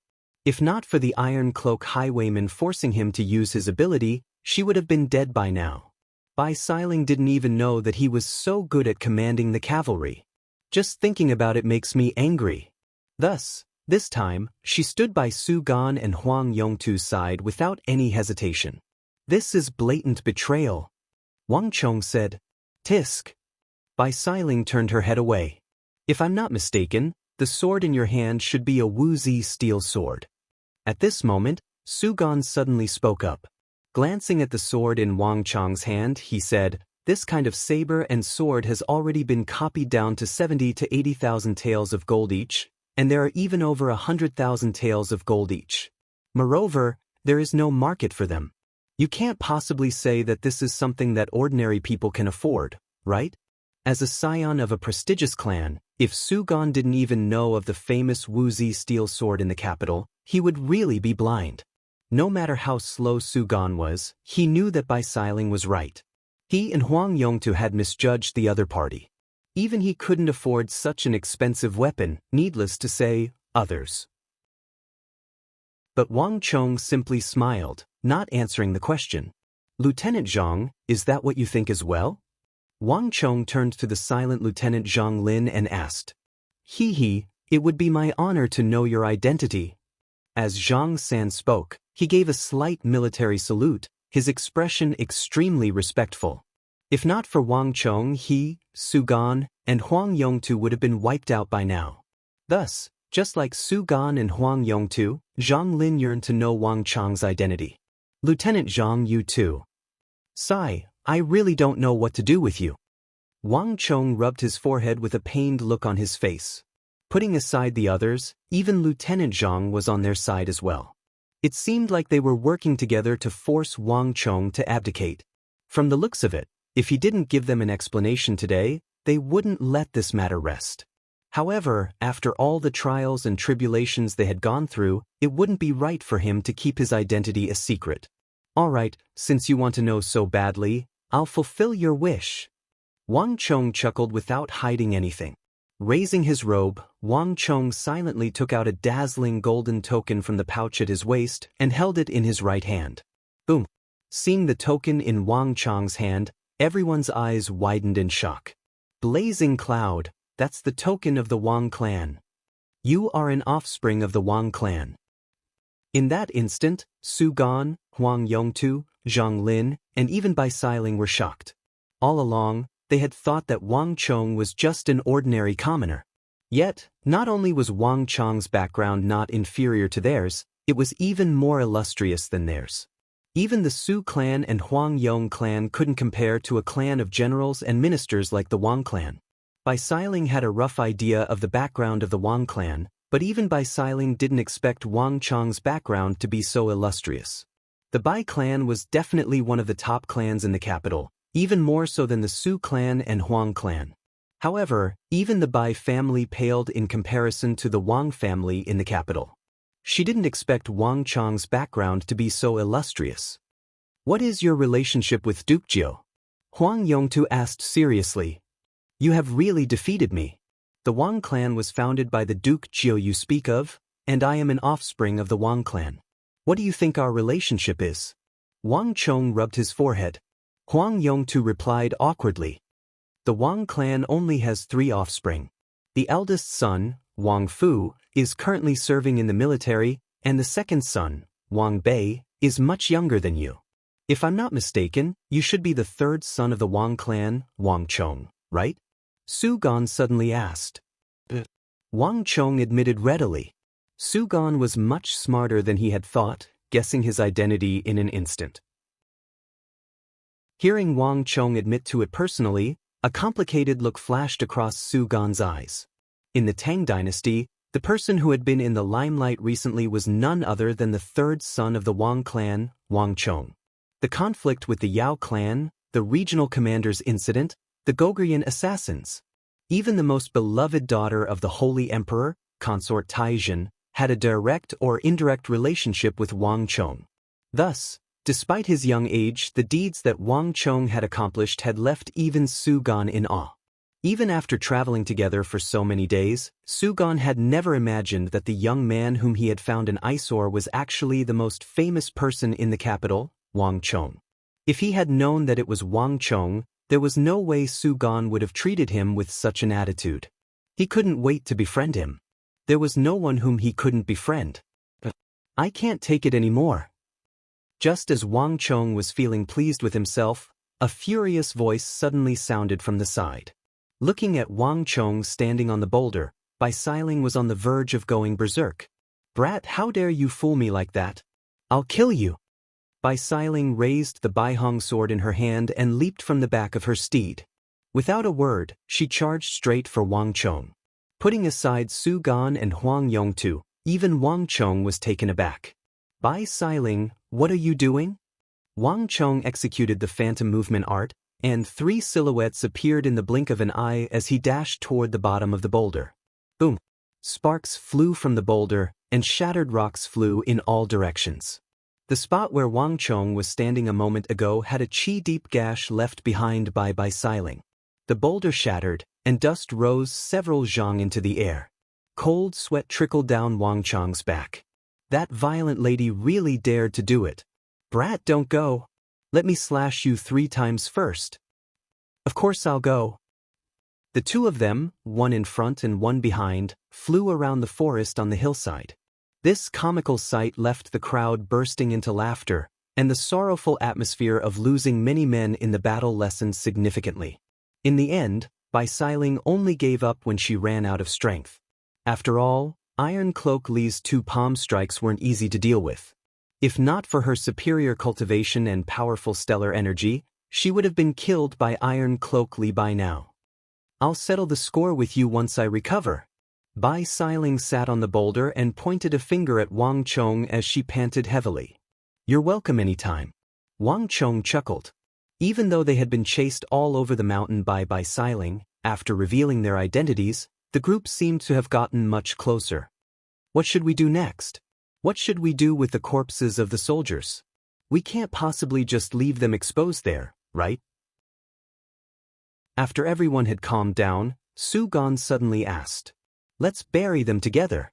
I wish to give them a proper burial. At the very least, their corpses won't be left in the wilderness. It was Bai Siling, who was resting on the boulder, who said those words with a hint of sorrow in her eyes. After all, they were comrades who had fought side by side with her.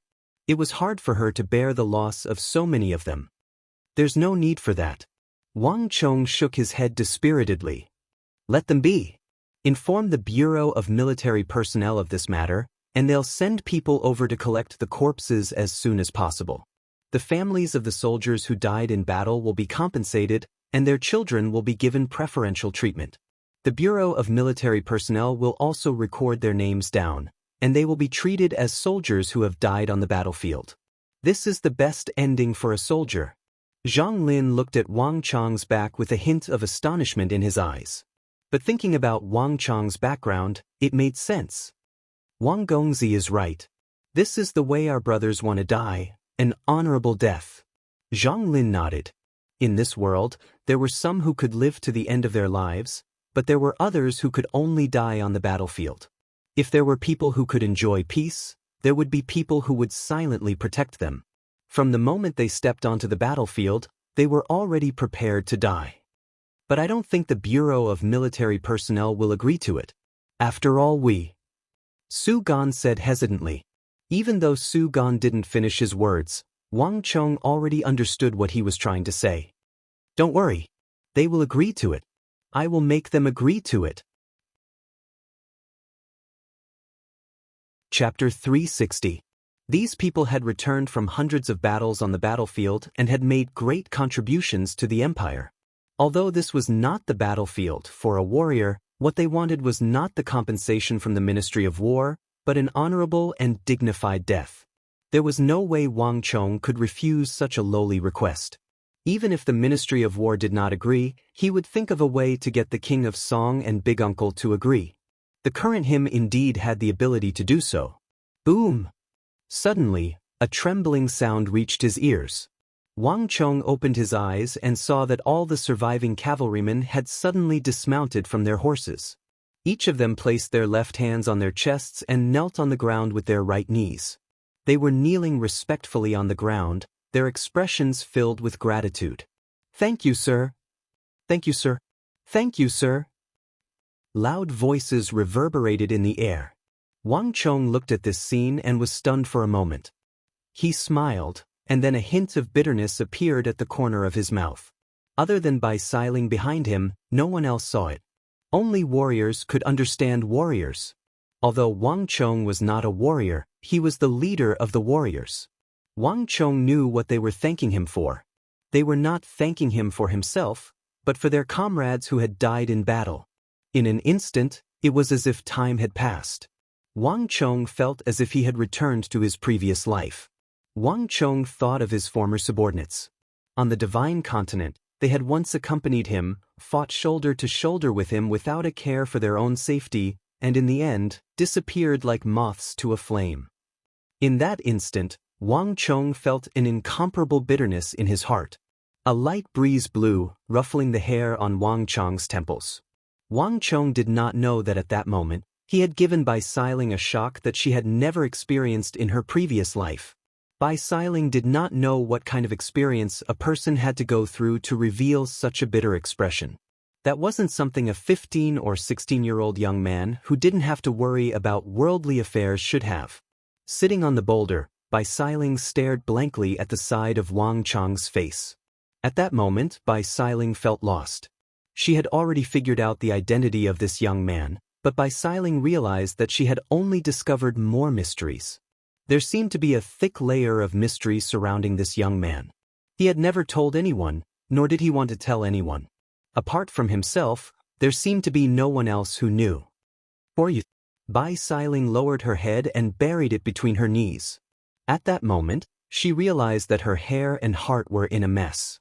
After resting up, Wang Chong and the others headed straight for the old nest of the Iron Cloak Highwayman.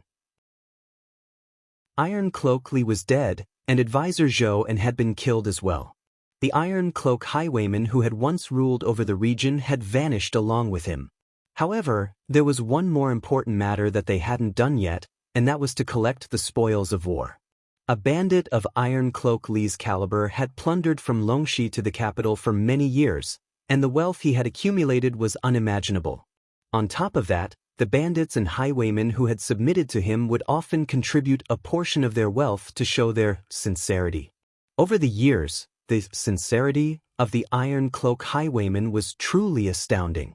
Even though Wang Chong was a man who had seen much of the world, he didn't think that it would be a waste for him to turn down such wealth.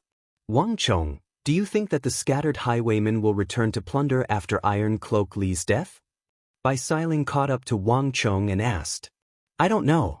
However, I can't rule out that possibility. Wang Chong said, Doesn't that mean that we have made a wasted trip? Bai Siling said with a frown. It's not that simple. It's impossible for Iron Cloak Li to leave his nest unguarded. Even though we have killed Iron Cloak Li, do you think that those who are guarding the nest will believe us so easily? Besides, do you think that the wealth of your Bai clan will be placed in the open so that anyone can take it away as they please? Are you asking for a beating? Can't you speak properly? Bai Siling rolled her eyes in annoyance. Just a few words from this brat was enough to make one want to pummel him. If you don't want to say it, then don't say it. The treasury of a bandit like Iron Cloak Li isn't that easy to breach. It'll save us a lot of effort if those people go in our stead. Wang Chong said nonchalantly. Bai Siling stared at Wang Chong as if she was looking at a monster. Only now did she understand why Wang Chong wasn't anxious at all. It turned out that he was intending to make use of the scattered highwaymen to work for him. You really are a monster. Anyone who goes against you will surely fall for your schemes. I really don't understand. You are only in your teens, and you should have never left the capital before. How in the world do you know so much? In fact, I'm glad that I didn't go with Su Gan and Huang Yong too, or else I would have been done in by you as well. Bai Xiling said. Those words fell into the ears of Su Gan and Huang Yong too, and both of them looked at each other in embarrassment. Bai Xiling sure knew how to rub it in. But then again, it was no wonder why the other party would say that. Hee, Xiling, don't worry. How can I bear to part with a beauty like you? Wang Chong chuckled. The words beauty from Wang Chong made Bai Xiling blush in embarrassment. Hearing Wang Chong call her a great beauty, Bai Xiling's face reddened in embarrassment, and she cursed at Wang Chong. Brat, you even dare to tease me. Are you itching for a beating? No. Wang Chong squeezed the horse's belly, and Nei, the white-hoofed shadow, let out a long neigh and rushed forward with Wang Chong in tow. Wang Chong was growing more and more fond of this divine chariot that had been gifted to him by the King of Song. In the battle with Iron Cloak Li, most of the steeds used to obstruct the bandits were killed. Only the white-hoofed shadow dashed left and right, sensing the danger ahead of time. Using the horses as cover, he found a gap and successfully escaped. This was the second time the white-hoofed shadow had managed to escape from danger, including the Gogurians' assault on the Kunwa training camp.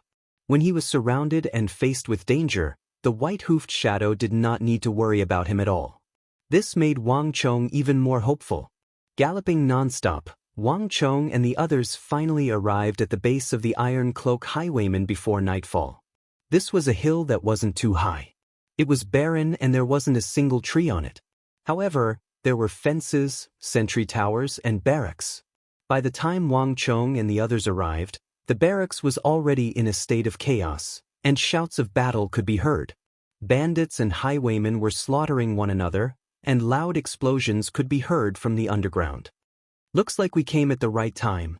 Upon seeing this sight, Wang Chong's eyes lit up and he took the lead to charge forward. Boom! One with the Wuzi steel sword, Zhang Xian executed the single consecutive slash, and the Wuzi steel sword pierced through the stellar energy of one of the highwaymen and into his heart.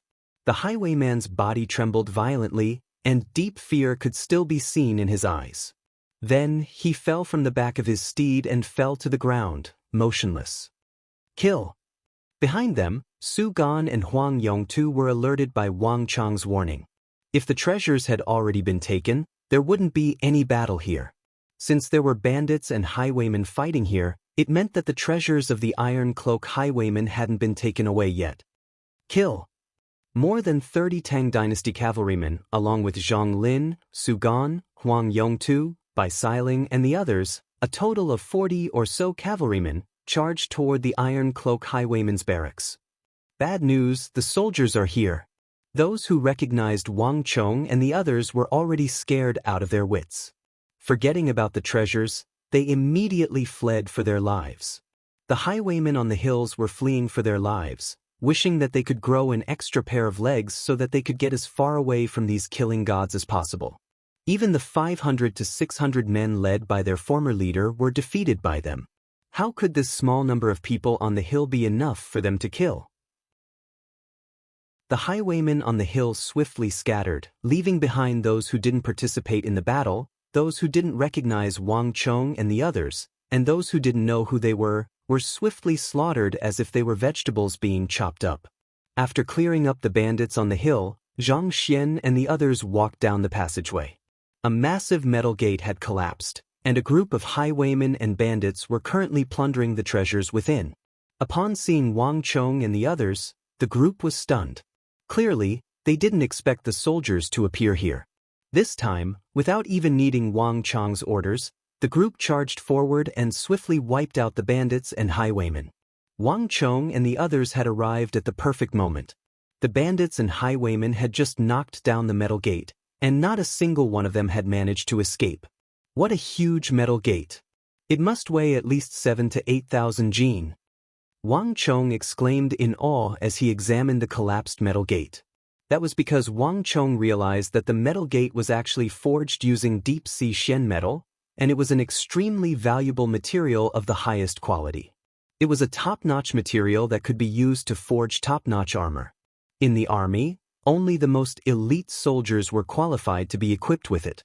Based on the standard of heavy infantry in the army, a set of Shen metal heavy armor weighed around 100 jin, and there were 70 to 80 sets of Shen metal heavy armor here. It might not sound like a lot, but one must know that this kind of heavy infantry was equipped to the teeth. This was a heavily armored elite force that was used to assault enemy master archers. Even the most formidable master archer wouldn't be able to pierce through deep-sea Shen metal with a single arrow. In the army, this kind of material was invaluable. Even in the Great Tang Army, there weren't many infantrymen equipped with such heavy armor. The entire army of the Tang dynasty, including the regular army, the reserve army, and the imperial army, only numbered around 7,000 to 8,000. In an army of 10,000, there wouldn't be more than 500 to 600 infantrymen equipped with such heavy armor that could counter master archers. The value of such heavy armor was unimaginable. Deep-sea Shen metal is priceless, and a set of top-notch deep-sea Shen metal heavy armor can fetch up to 70,000 to 80,000 gold taels per set. If we can forge 70 to 80 sets here, wouldn't that be equivalent to 4 to 5 million gold taels? Wang Chong stroked his chin in excitement. Of course, it was impossible for pure deep-sea Shen metal to be so expensive. Furthermore, they still had to be processed and inscribed with formations. However, this was what Wang Chong didn't lack. Chapter 361. Given the wealth of the Tang dynasty, how could it not be able to build a heavy infantry formation of several tens of thousands? But sometimes, it wasn't just a problem of money. Take Wuzi steel for example.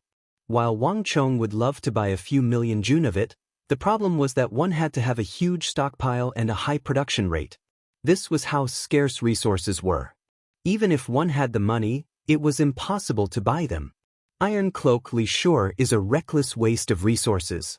Without a doubt, Wang Chong knew that Iron Cloak Li must have plundered the high-tier deep-sea Shen metal from the western regions and Abbasid Caliphate merchants on the Silk Road.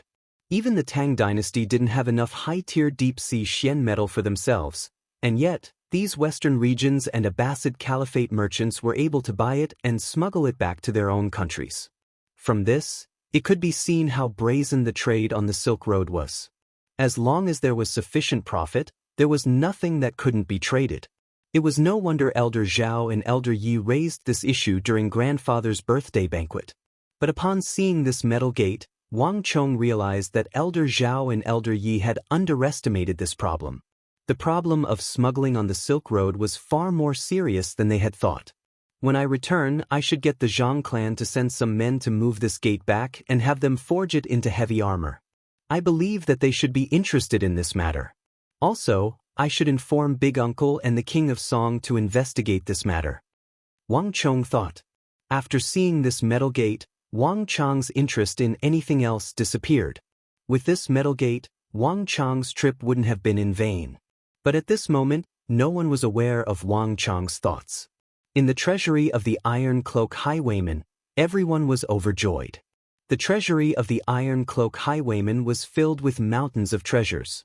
Treasures such as sabers, swords, bows, silver, gold, copper, antiques, paintings, agates, pearls, corals. Everything was piled up like a mountain. Even Su Gan and Huang Yongtu were dazzled, needless to say, the others. Bai Xiling had already thrown herself onto a pile of riches and screamed. Everyone was shocked by his excitement. Were all women dragons? Whenever they saw a treasure, they would beam with joy and be extremely excited. Unbelievable! There are so many treasures here. There must be at least a few million taels of silver, right?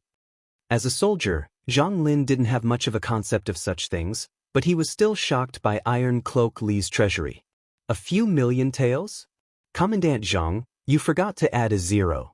These treasures are worth at least 10 million taels, and they are all gold. The Hu merchants on the road to the west were all extremely wealthy. Moreover, there were more than 10 bandits who had pledged their allegiance to him, and the treasures they offered him added up to at least 10 million taels of silver. It's just that some things are hard to sell. Things like calligraphy and paintings, although they are worth that much, it will be hard for you to find buyers. It's troublesome to deal with. However, even after deducting these, there should be at least 7 to 8 million taels of gold. Huang Yongtu said bluntly. As someone who came from a prestigious clan, he had a broad view of the world. He had seen many things before, and he could see through their value with a single glance. In this aspect, Zhang Lin couldn't even catch up to him. 7 to 8 million taels? Bai Xiling sat up from the pile of riches. She was also stunned by the number that Huang Yongtu reported. Even though women were innately drawn to wealth like dragons, how many of them knew how much it was worth? It was the same for Bai Xiling as well. It was only at this moment that she realized that they had really struck it rich. The harvest from eliminating a large group of bandits was truly bountiful.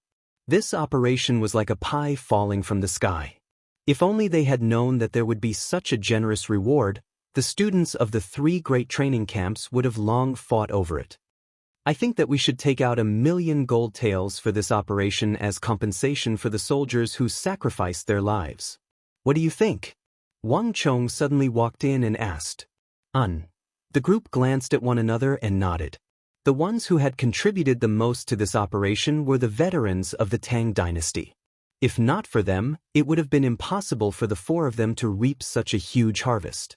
Putting everything else aside, just the bandits of a small stronghold were more than enough to deal with them. Since Wang Chong wanted to give them 1 million gold taels, there was nothing anyone could say about it. After all, the lives of Su Gan and Huang Yongtu were only saved by the lives of some cavalrymen. The scions of prestigious clans were indeed arrogant, but they weren't completely inhumane.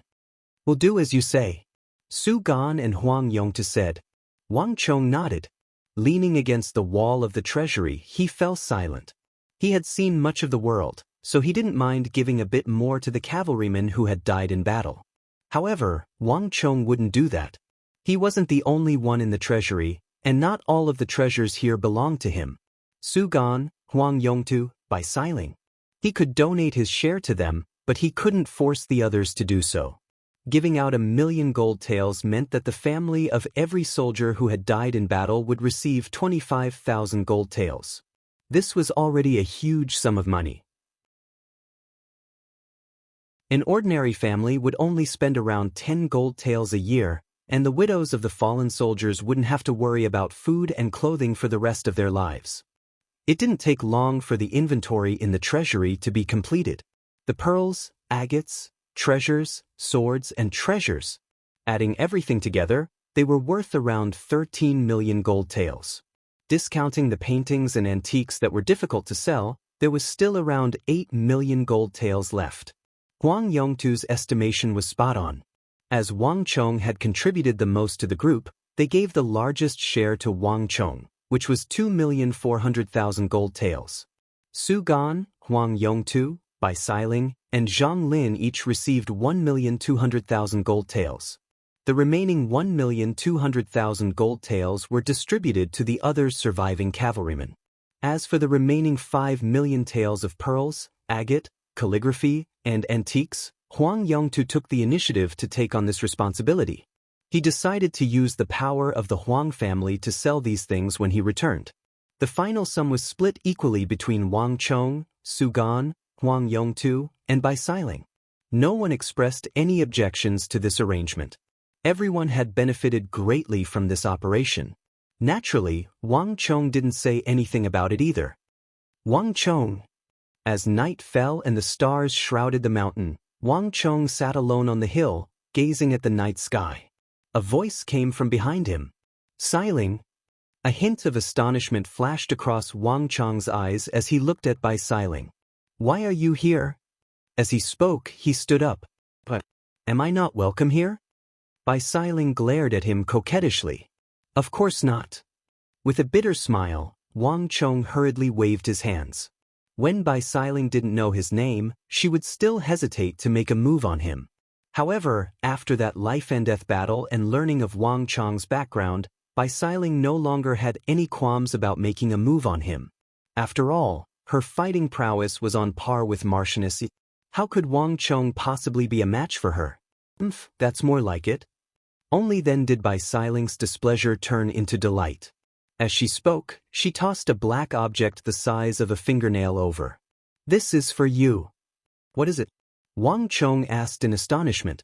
He subconsciously caught the object, and it felt extremely light, as though it was weightless. "I took it from Iron Cloakley.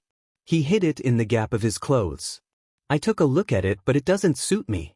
I wanted to pass it to you during the day, but time is tight, and Su Gan and the others are around as well." Bai Siling flicked her wrist casually as she replied. On the other hand, Wang Chong's heart skipped a beat. Lowering his head, he took a look at the object under the starry sky. It was a thin layer of silk. The silk was rolled up layer by layer, and it was only as thick as a small tree branch. Through the silk, Wang Chong could vaguely see a small ink stain on it. Unraveling the silk layer by layer, Wang Chong saw a few words at the top of the silk. "Iron Cloak Technique, it's really this." Wang Chong's heart skipped a beat. He subconsciously raised his head, only to see that Bai Siling had already turned her head to the side, revealing her fair neck. Her jade-like fingers were lightly stroking her hair, and her expression seemed a little unnatural. Perhaps it was his imagination, or perhaps it was the darkness of the night, but Wang Chong felt that Bai Siling's cheeks were a little flushed. "But actually, even if you didn't give it to me, I wouldn't have told you." Wang Chong took the silk and said, "You knew?" Bai Siling's heart skipped a beat as she abruptly turned her head to look at Wang Chong in disbelief. "Of course, I'm not a fool. Iron Cloak Lee's Iron Cloak technique clearly hasn't reached the level of mastery yet. Without mastering the technique, it would be weird if he didn't carry it around with him. Besides, I even saw you lowering your head to search for it." Wang Chong rolled his eyes. "Bastard." Bai Siling stomped her feet in anger. Glaring at Wang Chong, she turned around and left. "Brat, I shouldn't have given it to you." Bai Siling's furious voice could still be heard from afar. "He." Wang Chong chuckled softly, and his laughter made one gnash their teeth in anger. But as Bai Siling disappeared, so did his laughter. Looking in the direction where Bai Siling disappeared, Wang Chong's gaze flickered. Eventually, he sighed deeply and retracted his gaze. He wasn't a fool. Even a blind man could see through Bai Siling's thoughts. Needless to say. But at this moment he didn't dare to accept it recklessly. The night passed until dawn. By the time dawn arrived, the royal court's carrier pigeon finally arrived. In truth, the royal court had already sensed that something was amiss when the pigeons didn't return yesterday. According to the rules, the pigeons with the golden rings on their legs should have flown back after delivering the order. But the pigeons that should have appeared didn't return, and this caught the attention of the royal court. Thus, the pigeons sent this time around were different from the usual ones. These pigeons had silver rings on their legs, and they were able to communicate with one another. While the royal court could send a message over, Wang Chong could send a message back as well. Just this point alone was enough to prove that the royal court had taken notice of this matter. Zhang Lin was extremely swift. Based on the contents of the pigeon, he swiftly wrote a letter back. He wrote down all the details of the situation here in the letter and sent it over. The first and second phase of the operation had been completed, but the royal court had yet to send word of the next phase. As such, Zhang Lin was at a loss as to what to do next. Chapter 362. After Zhang Lin reported the situation, the messenger pigeon arrived swiftly. Roughly 4 hours later, they received a reply from the Bureau of Military Personnel. The royal court wasn't aware of the situation with the Iron Cloak highwaymen. Even the royal court was shocked by the number of bandits and highwaymen that numbered 600 to 700. On top of that, the death toll of 40 men also left the royal court silent for a very long time. To deal with 700 bandits and highwaymen with 80 men, not to mention that there were quite a number of true martial realm highwaymen and highwaymen among them, not to mention, there was also a highwayman like Iron Cloakley. Under normal circumstances, these 80 people would basically be completely annihilated. They would definitely die. Without a doubt, there was a huge problem with the situation at the Bureau of Military Personnel. Yet, Despite the faulty intelligence, Wang Chong and the others had only paid the price of 40 men to kill nearly 300 bandits, including Iron Cloak Li and Zhou, as well as the entire Iron Cloak highwaymen. This was a feat that even the Bureau of Military Personnel was shocked by. For this mission, the Bureau of Military Personnel had stipulated that each party couldn't lose more than 6 men. 40 deaths was already far beyond this standard. However, this number of deaths occurred in the second phase of the mission, and it was due to the faulty intelligence of the Bureau of Military Personnel. At the same time, Iron Cloak Li and Zhou had been killed as well. Thus, the Bureau of Military Personnel decided to disregard the deaths in the second phase of the mission.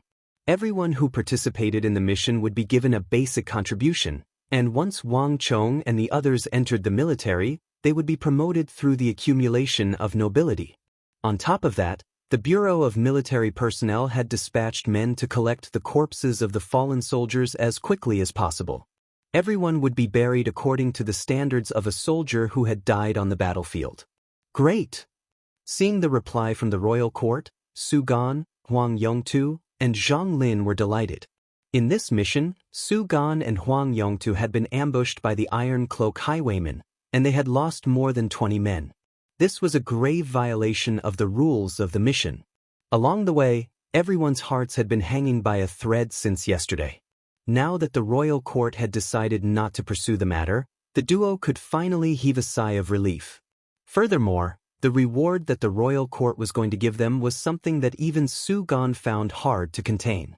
How many scions of the prestigious clans had ever earned any contribution? Among the 4-9 sects, at least 99% of the disciples of the aristocratic families were destined to have no fate with battle merits.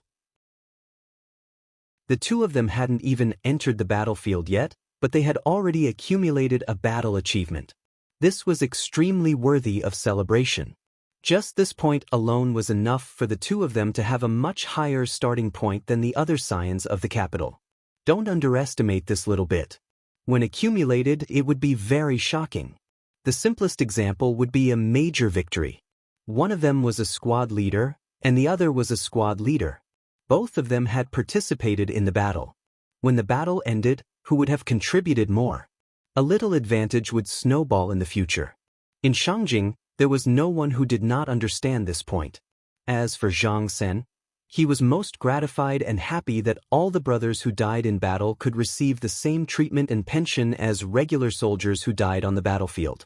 In this aspect, he was different from Su Gan and Huang Yongtu. This can be considered an explanation. Wang Chong was gratified to see this. He was still thinking that if the Bureau of Military Personnel didn't agree to it, he could make use of the relationship between the King of Song and Big Uncle to facilitate this matter. However, from the looks of it now, there was no need for that. Even though the Tang dynasty was on the decline, the military still maintained a clear and bright demeanor. Su Gan and Huang Yongtu, where do you intend to go next? Are you returning to the capital or continuing on? Wang Chong suddenly asked as he took 2 steps forward. There was a moment of silence on the hill. The letter from the Bureau of Military Personnel had provided them with 2 options. First, they had completed the first 2 phases of the mission, and Iron Cloak Li had already been killed. On top of that, they had suffered heavy casualties, so the Bureau of Military Personnel suggested that they could return to the capital immediately if they were willing to. Second, due to the severe situation the royal court was in, they were unable to spare any manpower for the time being. As such, they were in dire need of reinforcements in Longxi. If they were willing to, they could continue on with the 3rd phase of the mission, which was to assist the royal court in defeating an army of the Yuzhen. Due to the fact that they were fighting against a regular army, there was a certain degree of danger to them. In fact, the danger level was even higher than that of Iron Cloak Li, whom Wang Chong had killed. Thus, the suggestion from the Bureau of Military Personnel was that the 4 of them shouldn't participate in the mission. However, if the 4 of them were to participate in the mission, the royal court would reward them with the chance to graduate from the training camps and officially enter the army. Wang Chong, what about you? Will you return to the capital, or will you continue on with the 3rd phase of the mission? Instead of revealing his choice, Su Gan asked Wang Chong. As soon as Su Gan said those words, Huang Yongtu and Bai Xiling immediately turned their gazes to Wang Chong. Ever since the incident with the Iron Cloak highwayman, even though no one had spoken of it on the surface, they had formed a tacit agreement to follow Wang Chong's lead. Me. Sensing the gazes of the crowd, Wang Chong pointed a finger at himself, chuckled, and immediately said, "Is there a need to ask? Of course I'll continue on with the third phase of the mission." His words were resolute, and there was an air of domineeringness and incomparable confidence in him that made those around him subconsciously trust him. Even though the letter from the Bureau of Military Personnel stated that the third phase of the mission was above the second phase, it was actually the easiest for Wang Chong. 80 versus 700. Even if the third phase was the most difficult, there wouldn't be such a disparity of nearly 10 times. Furthermore, there wouldn't be a freak like Iron Cloak Li, who possessed the Iron Cloak technique and was invulnerable to swords and spears, turning the tides of battle around single-handedly. As long as these two situations didn't occur, in terms of military strength, even if the Uzun outnumbered them, Wang Chong wouldn't be too concerned about it. In terms of strategy and tactics, it was simply too easy for Wang Chong. This was completely different from what the Bureau of Military Personnel knew of. Not to mention, the letter from the Bureau of Military Personnel also mentioned a reward that caught Wang Chong's interest. Once the mission was completed, the four of them would be able to command an army several times stronger than them after they graduate from the training camp. There weren't many people who knew of this reward yet, and most of them found it to be a fresh experience. However, Wang Chong couldn't be more familiar with it. This was a special reward for the scions of the prestigious clans. In the future, there would be a large number of such rewards. This was a shortcut for the scions of the prestigious clans to swiftly rise in ranks. The royal court wouldn't allocate any additional manpower to them. Only the scions of the prestigious clans would be able to choose from their own clans. The purpose of this was to save manpower from the royal court. At the same time, they could make use of the capability of the prestigious clans to recruit top-notch experts to strengthen the military. This was killing two birds with one stone. On the other hand, while the scions of the prestigious clans would have to deploy their own experts to guard the army, it wasn't a problem for the prestigious clans to do so. On the other hand, if the scions of the prestigious clans were allowed to deploy their own experts into the military, their safety would be further guaranteed. At the same time, the contributions of the experts of the prestigious clans would go to them. This way, the number of nobles they could be promoted would increase significantly. This was something that they could only dream of. This was much better than having the royal court assign soldiers to them. In the future, this would be a policy that both the prestigious clans and the royal court would be satisfied with, and it would be beneficial to the nation. However, it wasn't easy to obtain such a privilege. In order to vie for this opportunity to increase the strength of the prestigious clans by an order of magnitude, countless prestigious clans had been vying with one another. This was an opportunity that had been delivered to them. If there were no surprises, this was the first batch. How could Wang Chong let go of such an opportunity? That makes things simple. Since you're participating, I'll be participating as well. Su Gan chuckled heartily as he made up his mind. Hee, of course I'll be joining in as well. Huang Yongtu chuckled dryly as he made his stand clear. Wang Chong, Su Gan, and Huang Yongtu turned their gazes toward Bai Xiling. At this point, the only one who had yet to express his stand was Bai Xiling. Of course I'll be following you. Bai Xiling reached out her hand and gracefully brushed aside a strand of her hair. Ever since I started following you, I've never suffered a loss. I'm afraid that even my uncles in the clan will be envious of this sum of several million gold taels. There must be a reason why you're so eager to carry out the third mission. It can't be that you're thinking of getting rid of me, right? As she spoke, she shot an unfriendly glance at Wang Chong. How would I dare? With a bitter smile, Wang Chong hurriedly shrugged. Bai Xiling's thoughts sure were simple, crude, and direct. But then again, she was right on this point. One wouldn't wake up early without benefits. It wasn't as if he had nothing better to do. It was only because there was something to be gained that he was willing to carry out the third mission. From this point of view, the intuition of a woman sure was fearsome. Don't look at me like that. Wherever you go, we'll follow. As soldiers, there's no such thing as rest before we officially retire. It's the duty of a soldier to follow orders. Even if you go back, we'll still be transferred there. Seeing that everyone was looking at their own people, Zhang San immediately waved his hand and helped them speak up in advance. The reply from the royal court didn't mention anything about their choice at all. Without a doubt, this was a clear indication of the problem. Hearing those words, Wang Chong remained impassive. To him, Zhang Lin's reply was as natural as it could be. Since he already knew the answer, he didn't bother asking. Only Bai Siling's eyes flashed with a hint of pity. They had gone through thick and thin together, and they had nearly died in the hands of the Iron Cloak highwaymen. Bai Siling hated the idea of them risking their lives. It would be a good thing if even one of them could leave.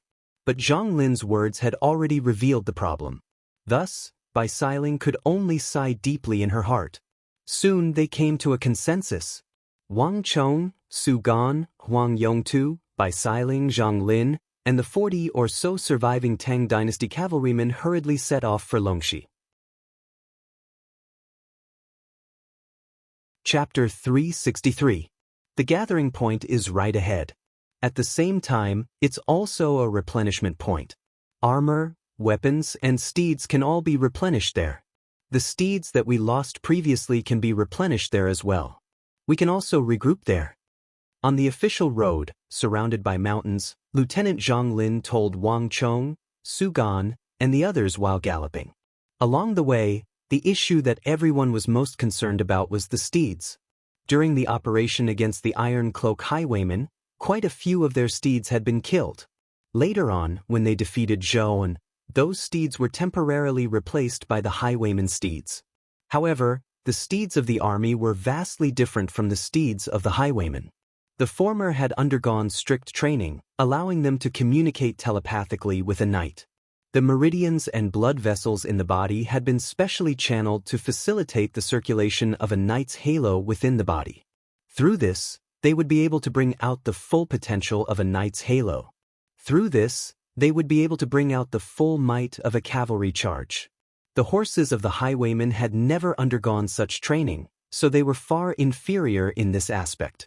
Under normal circumstances, it was still possible for them to use these steeds as a means of transportation to deal with bandits and the like. However, if they were to participate in a battle against the Uzun army, it would be impossible for them to do so without proper steeds. This was also the focus of everyone's attention. We're here. Traveling along the winding official road, the group finally saw the gathering point for the third phase of the mission after traveling another 40 li. This was an official relay station, and it was heavily guarded. There were regular infantrymen standing guard outside, and every single one of them had a dignified expression on their faces. Thorny halos pulsed beneath their feet, indicating that they were all true martial realm experts. Outside the relay station, there was a huge crowd of people walking to and fro. Their faces were covered in dust, and their morale was extremely low. It seems like the four of us aren't the only ones here. Wang Chong suddenly chuckled. Bizarre expressions appeared on the faces of Su Gan, Huang Yongtu, and Bai Siling as well. Many people were walking to and fro outside the relay station, and there were quite a few of them who were dressed like scions of prestigious clans.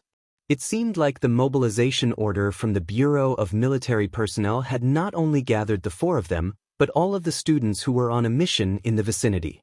Wait for me. Bai Siling suddenly squeezed the horse's abdomen, and before anyone could react, she immediately spurred the horse forward and galloped forward.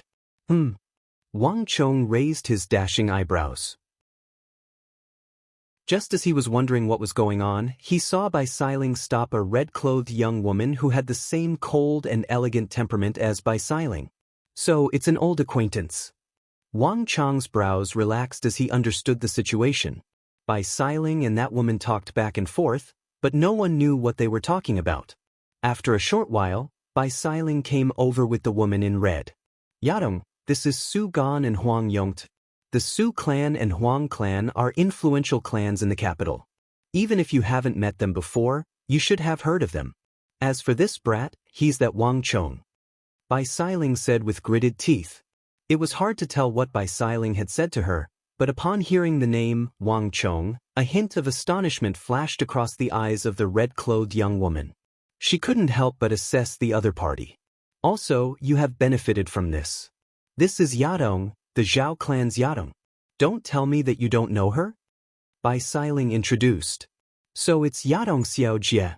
Su Gan and Huang Yongtu were slightly moved as they looked at the lady before them with a look of delight. Only Wang Chong had a confused look on his face. Zhao Yadong.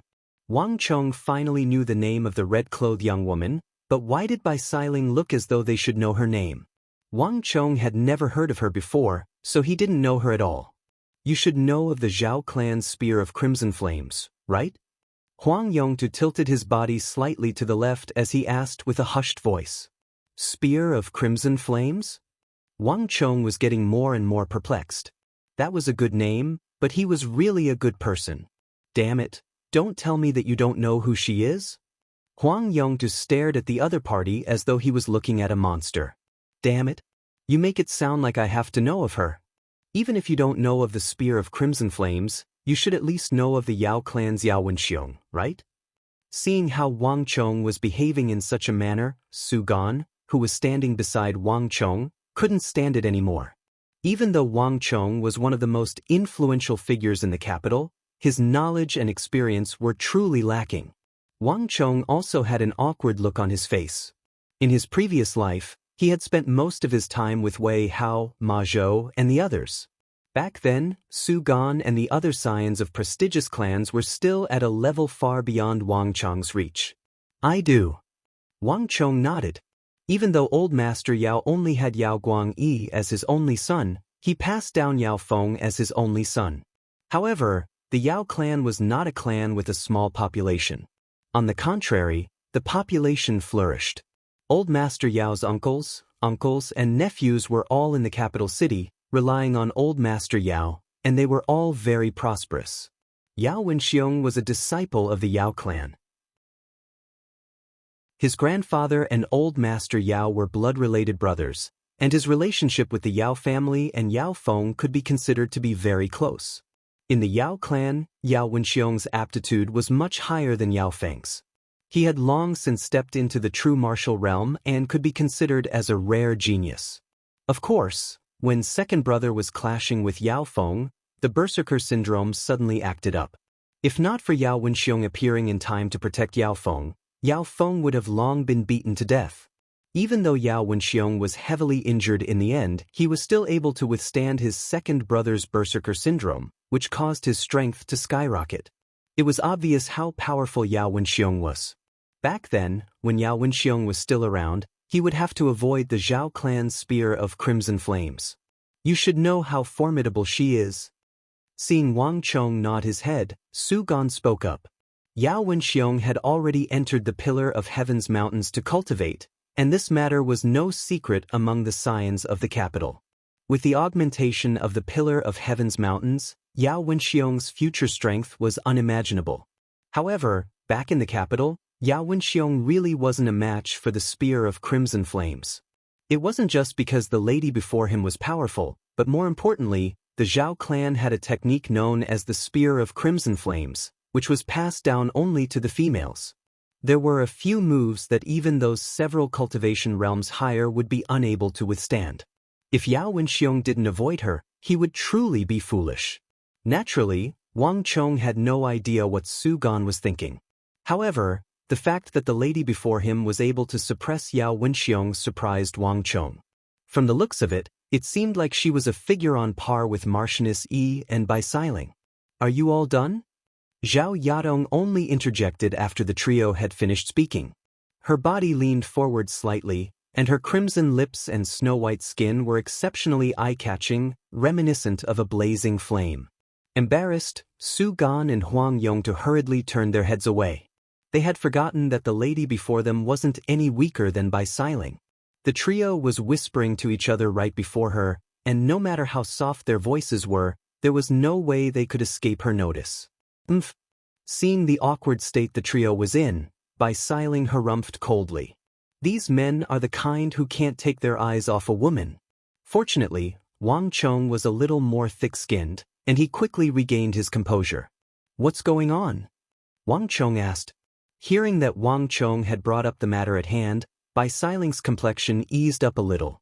She had called her best friend from Longwei training camp over, not for a bunch of men to judge her and seduce her. Yadong, you came earlier than us. You know the situation here the best, so you should talk to them. Bai Siling turned to the red-robed lady beside her. Zhao Yadong nodded her head and explained the situation to the rest of the group. As it turned out, Wang Chong and the others weren't the only ones participating in the 3 great training camps. Based on everyone's martial arts realm and cultivation, some of them had already participated in the mission the moment the training camps opened. Zhao Yadong and the others had participated in the mission before Wang Chong and the others. Even though the content of the mission was different, the danger was equally high. As the other 2 had lost too many men, they had already returned to the training camps. Zhao Yadong was the only one who didn't lose too many men due to her superior strength. Thus, after receiving the orders from the Bureau of Military Personnel, she rushed over to participate in the mission. It was only after arriving that she realized that there were many others who had received the same mission as her. They were all here to annihilate the Uzun soldiers who had infiltrated the territory of the Tang dynasty. Longxi and the Uzun highlands shared a border. When the 2 sides fought, there would often be some scattered Uzun soldiers who would wander into Longxi. They weren't familiar with the terrain here, so they wandered further and further away. But to wander all the way from the border between the Uzun highlands and Longxi to this place was also unprecedented. This wandering Uzun army doesn't actually have many men, only about 300 or so. However, their combat strength is exceptionally strong. We surrounded and intercepted them, but they still managed to escape all the way here. We originally had more than 800 men, and all of them were regular soldiers. However, we weren't their match at all. One charge from the 300 men resulted in 400 to 500 casualties, and they were immediately routed. I participated in 3 or 4 missions, and each time I was routed. 20 to 30 of my men died. That's already considered a low number. A few students from the training camp died on the battlefield, and their men were completely wiped out. If everything goes according to plan, after participating in this mission, I'll be heading back to the training camp. As Zhao Yadong spoke of this matter, her face was covered in dust, and she looked extremely dispirited. To be able to make the proud spear of crimson flames of the capital so dejected, it was clear how formidable the enemy was. Hearing those words, Su Gan and Huang Yongtu stared at one another in shock. They knew that the mission wouldn't be easy, but wasn't the spear of crimson flames saying that it was a little too difficult? For 800 regular soldiers to be unable to defeat 300 Uzun soldiers, wasn't their fighting prowess a little too fearsome? Do you understand why the atmosphere here is so stifling now? In order to deal with the Uzun army, the royal court has paid a heavy price. In just a short period of time, they have already mobilized quite a few soldiers. If everything goes according to plan, this should be the last mission. The royal court is currently in a pinch, and it will take at least 10 days for us to replenish our forces. However, by then, we should have already failed the mission and returned home.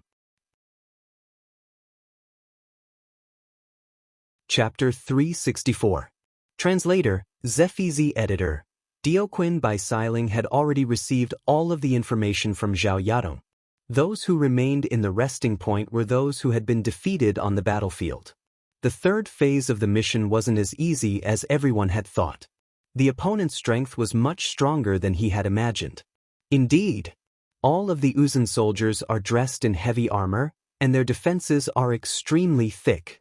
Even the attacks of master archers are useless against them.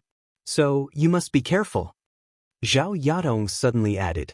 She really didn't have much hope for this mission. If not for the fact that she had met Bai Siling, she would have already turned around and returned to the residence. It was only because she was afraid that the others would be put at a disadvantage that she told them to participate in another assault before leaving. Heavy armor? Won't that make the battle even more difficult? Su Gan frowned, feeling deeply troubled by the situation. What is the background of those Uzun soldiers? Isn't their fighting prowess a little too fearsome? Huang Yongtu was also astonished. The regular armies of the Tang dynasty had always held the upper hand in battles. For an army of 800 to be defeated by 300 Uzun soldiers was simply unimaginable. Those are the elites of the Uzun Empire's Wuhai army. From the riders to the highland steeds, every single one of them is clad in heavy armor. Under normal circumstances, only the Big Dipper army is capable of dealing with them. Ordinary regular armies won't be a match for them. At this moment, Wang Chong, who had been silent this entire time, suddenly spoke up, drawing everyone's attention. Zhao Yadong was astonished. Even after fighting with the Wuhai army for so long, she was still unable to discern their background. Yet, Wang Chong had just arrived, and he hadn't even met them yet. Yet, he actually knew their background? Let me ask you, is there a small piece of coarse red cloth tied between the gaps of their armor on their left shoulder? Without even asking, Wang Chong knew what Zhao Yadong was thinking. How did you know? Zhao Yadong was finally unable to contain her shock. Wang Chong was right. Those Uzun soldiers did have a small piece of red cloth tied to their left shoulder. However, because it was indented in their armor, and the cloth was very small, if one did not look carefully, they would not notice it at all. Or they might even think that it was their underwear. Zhao Yadong was a meticulous woman, which was why she had noticed this. Wang Chong had just arrived, yet he was able to point out this point. It was truly surprising. Initially, Zhao Yadong didn't really believe Bai Xiling when she said that this kid was extremely powerful. But now, she suddenly believed it. Isn't this kid a little too godly? Hee, you only need to know that I know. Wang Chong said faintly, but he did not answer directly. As the former Grand Marshal of the Tang dynasty, it would be strange if he didn't even know the military structure and composition of the Uzun Empire.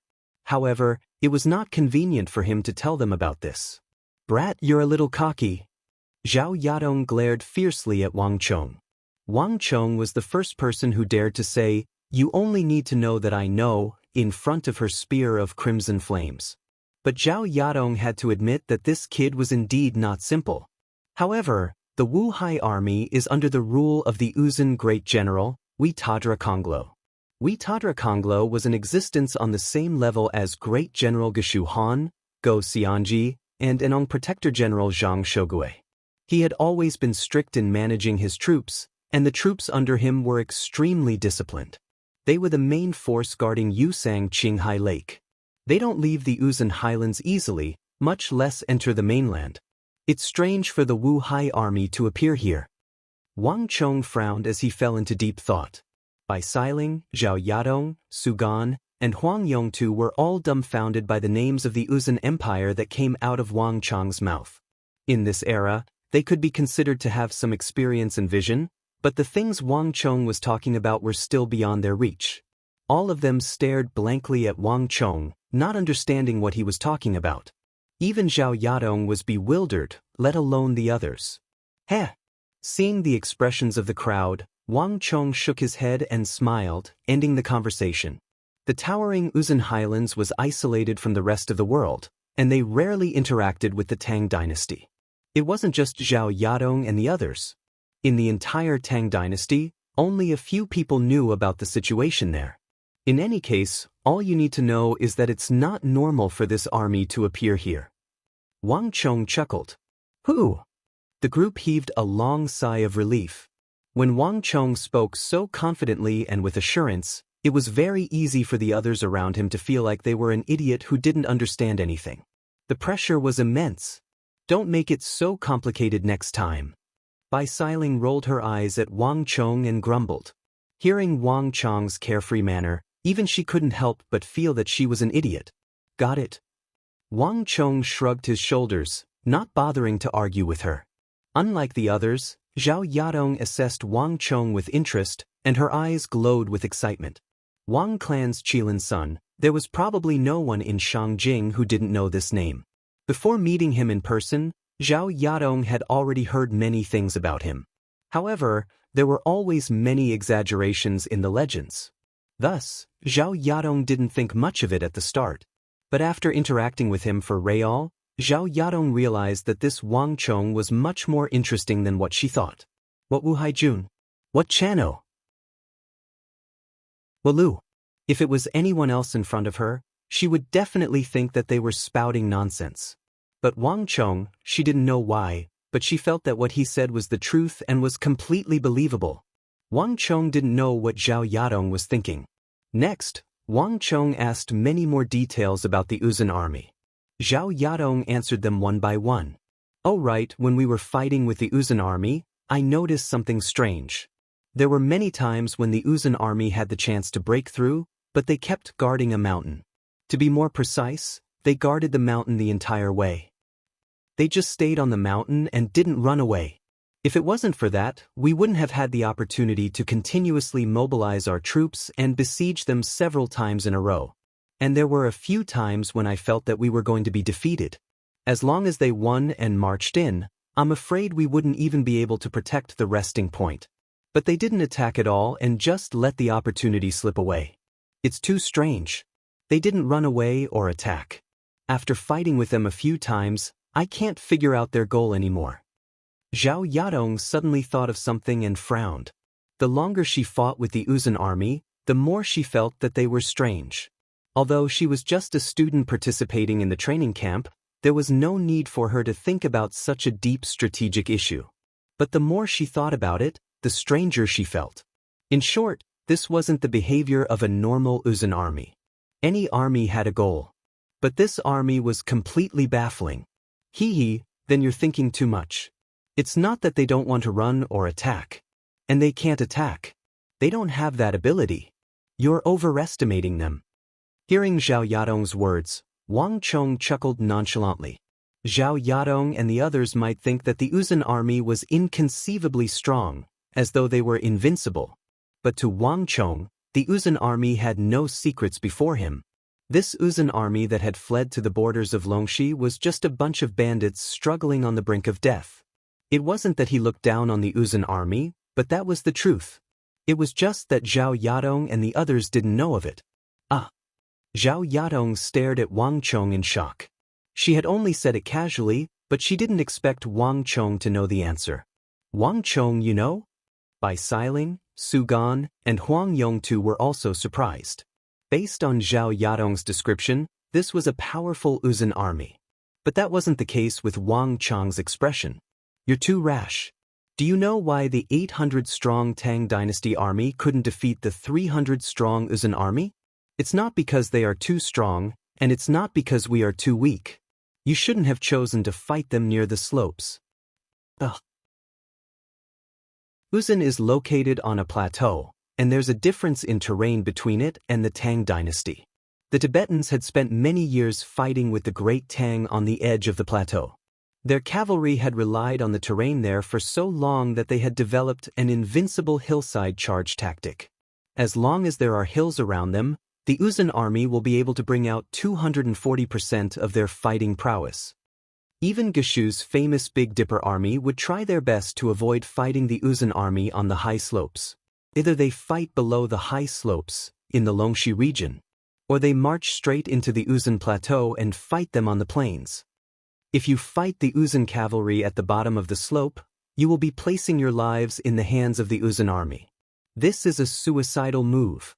Wang Chong said calmly, pointing out the reason why Zhao Yadong and the others had suffered such heavy losses. They were the only ones who could think of fighting the Uzun army on the slopes. Under such terrain, it would be a miracle if they could win. For an army of 800 strong to face the charge of 300 strong Uzun cavalry, it would be a miracle if they didn't suffer 400 to 500 casualties. The Tang dynasty was powerful, and when the previous emperors were still alive, they had many famous generals under them. But no matter how powerful they would have to pay a heavy price to fight the Uzun army on the slopes of the Uzun plateau. Even if they managed to fend off the charge of the Uzun army, they would still have to pay a heavy price. Chapter 365. Zhao Yadong was completely stunned. Even without looking, she knew that her face must be as pale as a sheet. Zhao Yadong was a proud and powerful individual. Otherwise, she wouldn't have earned the reputation of the Spear of Crimson Flames. All along, she had thought that the reason why the Uzun forces were encircled was because their opponents were too strong. Never in her wildest dreams did she think that she would make such a grave mistake. Wang Chang's words were undoubtedly a blow to the proud Zhao Yadong. She opened her mouth, wanting to say something, but not a single word came out. Other than that, the reason why they didn't leave the mountain to attack the resting point isn't because they are benevolent, or because they don't know how to make use of this opportunity to maximize their gains. It's because they can't and don't dare to leave. Do you know why they only have 300 men in a group, and not 100, 200, 400, or 500? That's because as long as the Uzun Steel Cavalry has 300 men, their halos will be linked together to form the elementary halo of Fortress. Coupled with their heavy armor, it will be difficult for your attacks to deal any real damage to them. So, after so many battles, you have suffered heavy losses. But that group of 300 Uzun Steel Cavalry didn't suffer any losses at all. So, in your eyes, this group of Uzun Steel Cavalry is exceptionally powerful, almost undefeatable. Wang Chang's words left Zhao Yadong and the others in a state of utter disbelief. In that instant, Zhao Yadong's face wasn't just pale, it was deathly pale. She had no idea that she had made such a grave mistake. If not for Wang Chang's words, she might not have known the reason for her failure even when she returned to the training camp. In truth, it wasn't just Zhao Yadong. Even Bai Xiling, Su Gan, and Huang Yongtu were shocked speechless by Wang Chang's words. Wang Chong hadn't seen the powerful Uzun Steel Cavalry before, but he was able to deduce the strength of the Uzun Steel Cavalry just from Zhao Yadong's words. This kind of ability was completely unimaginable to the crowd. Even though they had experienced the incident with the Iron Cloak Highwaymen, they still found it hard to believe that such a thing was possible. It's truly inconceivable.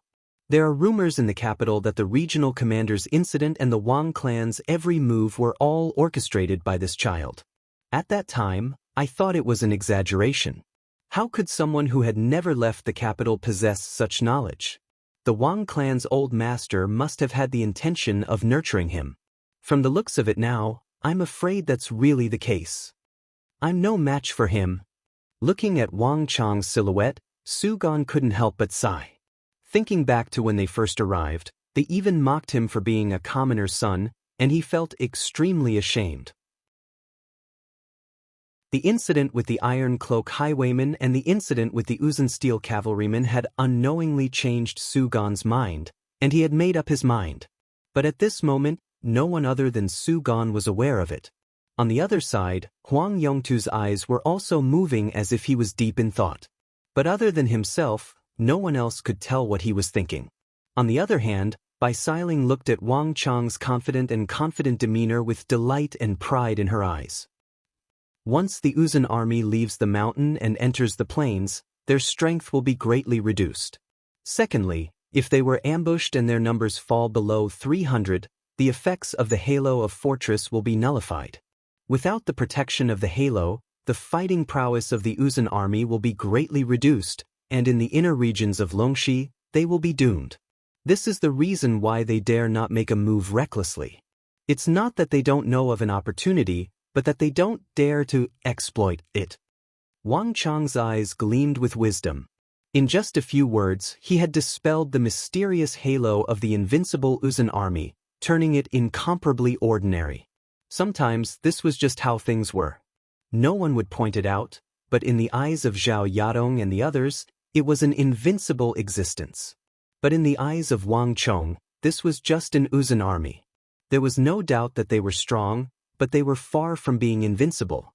They were like a proud phoenix that had been beaten down to the ground, losing all of its luster.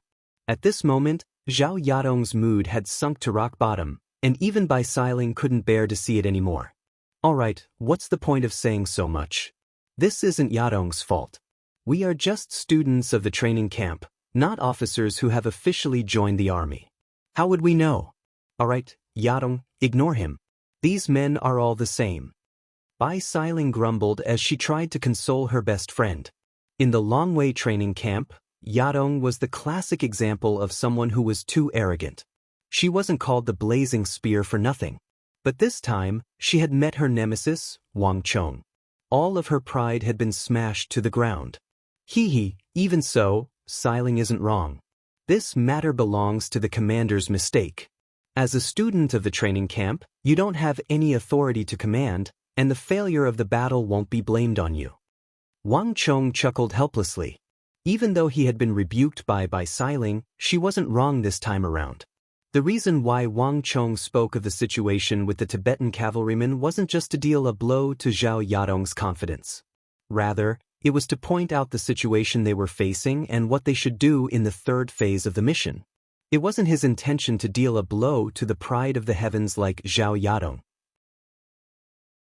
Even though she knew that Wang Chong was saying those words to console her, Zhao Yadong still felt a little better after hearing those words, and her spirits lifted a little. Let's go and hand over the information. Otherwise, when the time comes for the mission, we won't be able to do anything with just the 40 of us. Wang Chong said. This time, no one objected. As they entered the resting point, an official appeared. Wang Chong and the others handed over their tokens, and after verifying their identity, they saw a tall and muscular officer. This man was dressed in black heavy armor, and he had a rugged and authoritative appearance.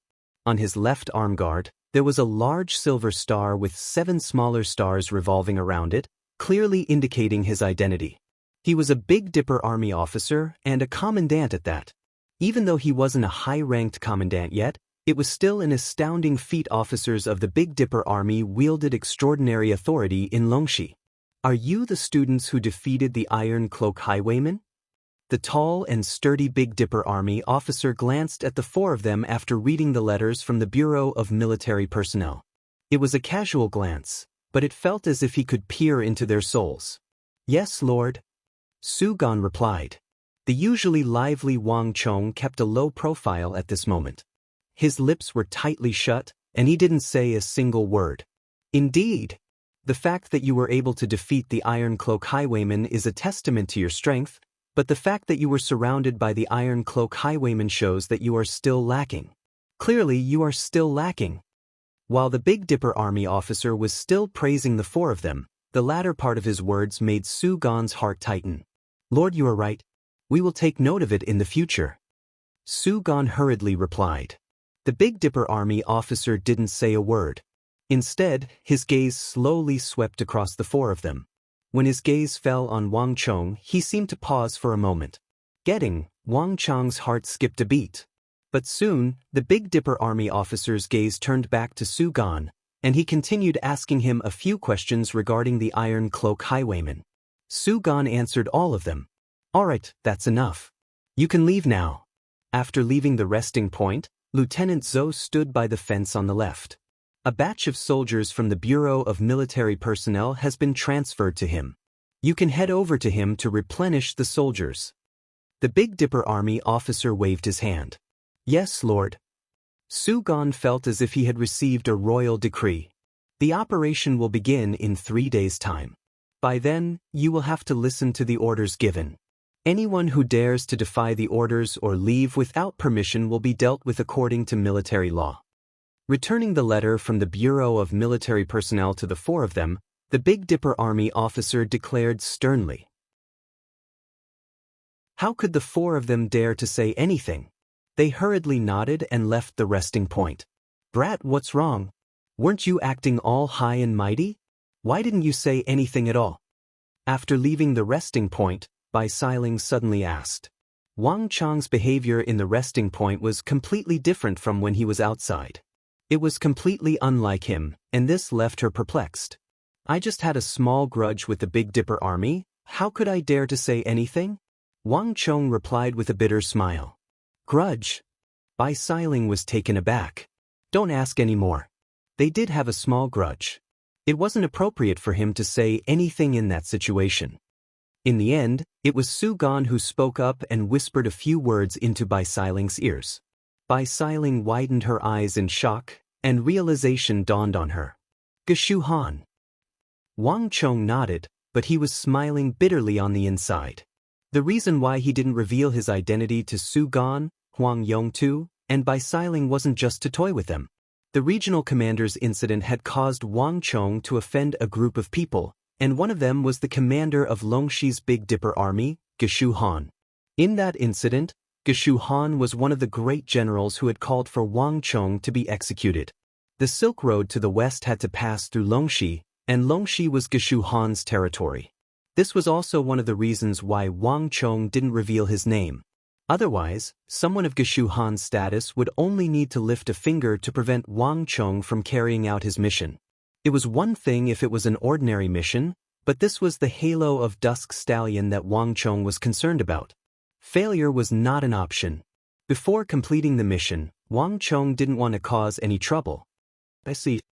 Understanding Wang Chong's intentions, Bai Xiling fell silent. One had no choice but to lower one's head. No matter how powerful the Wang clan was, this was Longxi, Geshu Han's territory. The Wang clan's influence didn't extend here. Walking out of the resting point, Wang Chong found the Big Dipper Army Commandant Zhou.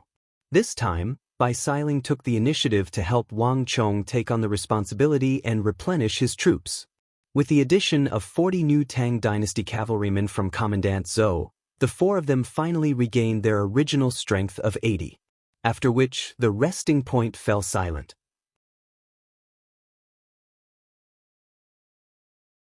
Chapter 366. Smoke curled into the air. From the peak of this towering mountain, one could see that the sea of fog was flowing down from the foot of the mountain. At this very moment, two armored officers with sabers hanging by their waists were standing at the peak of the mountain, looking down at this sight. Their bare arms and faces were flushed red from the highlands, revealing their identities. They were two Uzun soldiers. Morning was the coldest time of the year. A light breeze blew past, and even the leaves on the trees were pale white. But standing at the peak of the mountain, the two of them didn't seem to notice it at all. This should be the 27th day, right? One of the Uzun officers with thick eyebrows and a pair of sharp eyes asked. His gaze was fixed on the foot of the mountain, and he didn't even turn his head around. It seems like the Tang dynasty is at the end of its rope. The one who replied was the other officer. Just from his voice, one could feel a tinge of aggression. The Uzun were short, and their height was generally lower than that of the Han. But even so, the Uzun were extremely ferocious. It wasn't without reason that the Tang dynasty had been unable to conquer the Uzun despite having fought with them for so many years. The high altitude of the Uzun was one reason, but more importantly, the Uzun were known for their ferocity and valiance. Along the way, we didn't meet with any decent resistance. There wasn't a single one that could threaten us. The great general ordered us to invade the Central Plains to probe the strength of the Tang dynasty. From the looks of it, other than Geshu Han's Big Dipper army, there isn't much in the Central Plains that can threaten us. The second Uzun officer spoke with deep disdain in his eyes. For so many years, Yu Sang had viewed the Great Tang as its greatest foe, its greatest threat. But while Yu Sang had been biding its time and accumulating strength, the Great Tang had long ago fallen into depravity, no longer the same as it was in the past. A mere army of 300 was able to fight their way here. How could they feel a shred of respect for this former enemy? Uzun respected the real enemy. But the Tang dynasty was slowly losing their respect. This time, the Prime Minister sent a total of 2 teams to test the Tang dynasty. One is us, and the other is the First Prince and Lord Dusong Mangpoch.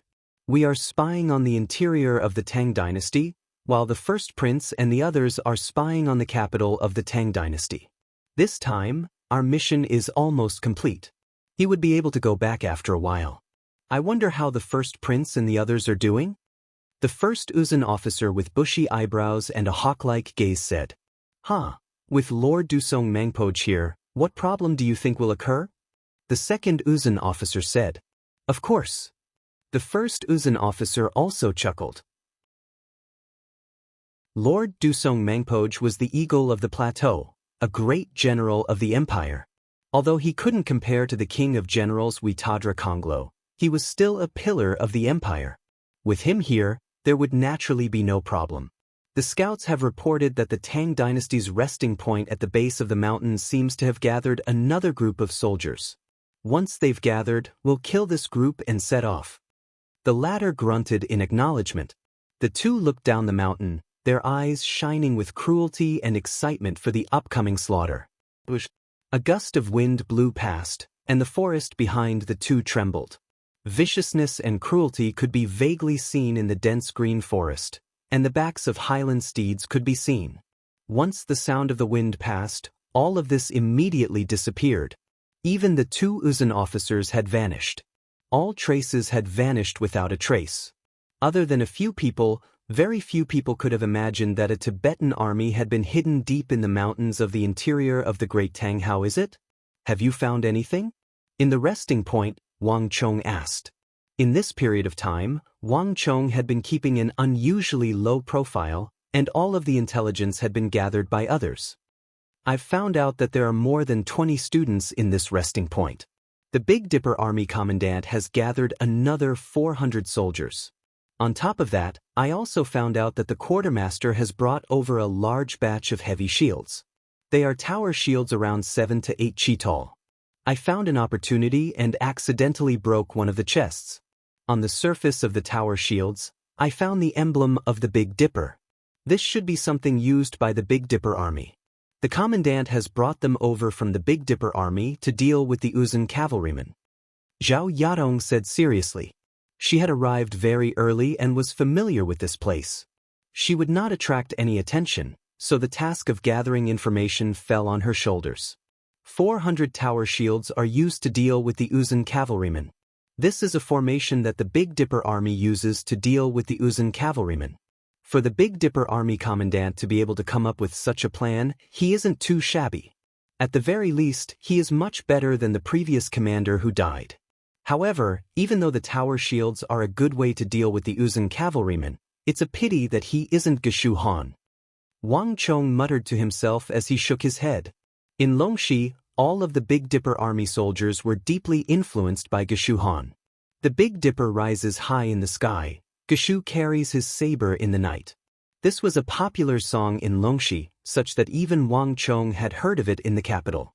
And the people who were singing this song weren't from the Big Dipper Army but the citizens of Longxi. From this, it could be seen how popular Geshu Han was among the citizens of Longxi. This was also the reason why Wang Chong chose to keep a low profile.